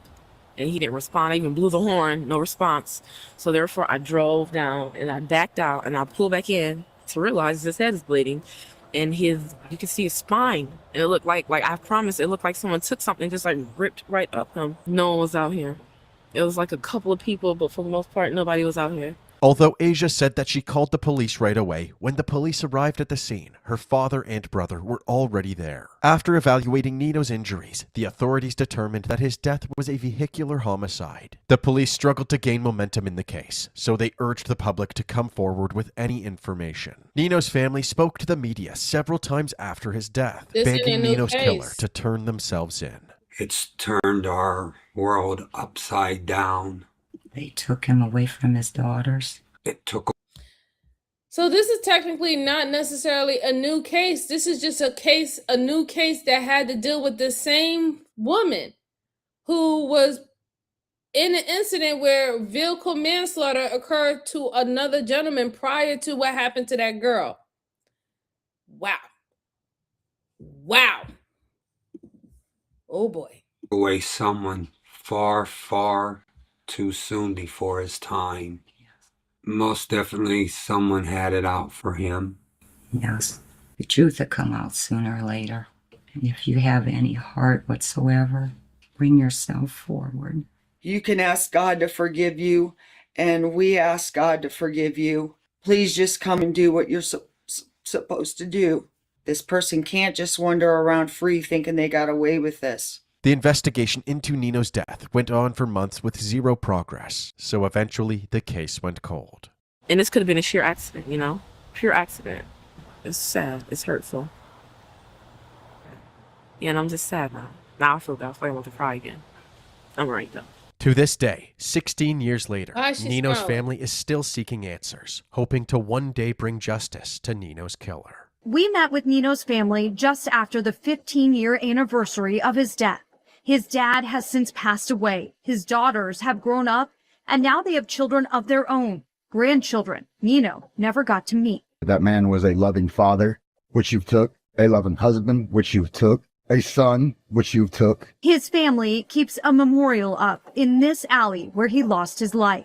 Okay, right here we have this big banner that says Justice for Nino. Nino's oldest daughter, Chloe, holds on to the few memories she has of her dad. His youngest daughter, Carly, was just 2 years old when he died, too young for any memories at all. Growing up, when you're little like that, and you go to school and you have father-daughter dances, you got that taken away. Yes, when you get married, I you think can't have your someone father hit walking him down the from aisle. behind. He was at this tavern He was around on the a corner bicycle. before it happened. They heard he got into a fight with someone, and they believe he was run over on purpose. We asked those questions to Canton police, who tell us they're still investigating. I don't understand how they can just sleep at night knowing just that they did this. So, come forward. It's very sad because, I mean, that's somebody's son. That could be somebody's dad. And for someone to do something like that, it's just like, man, like, people really don't have hearts. Like you?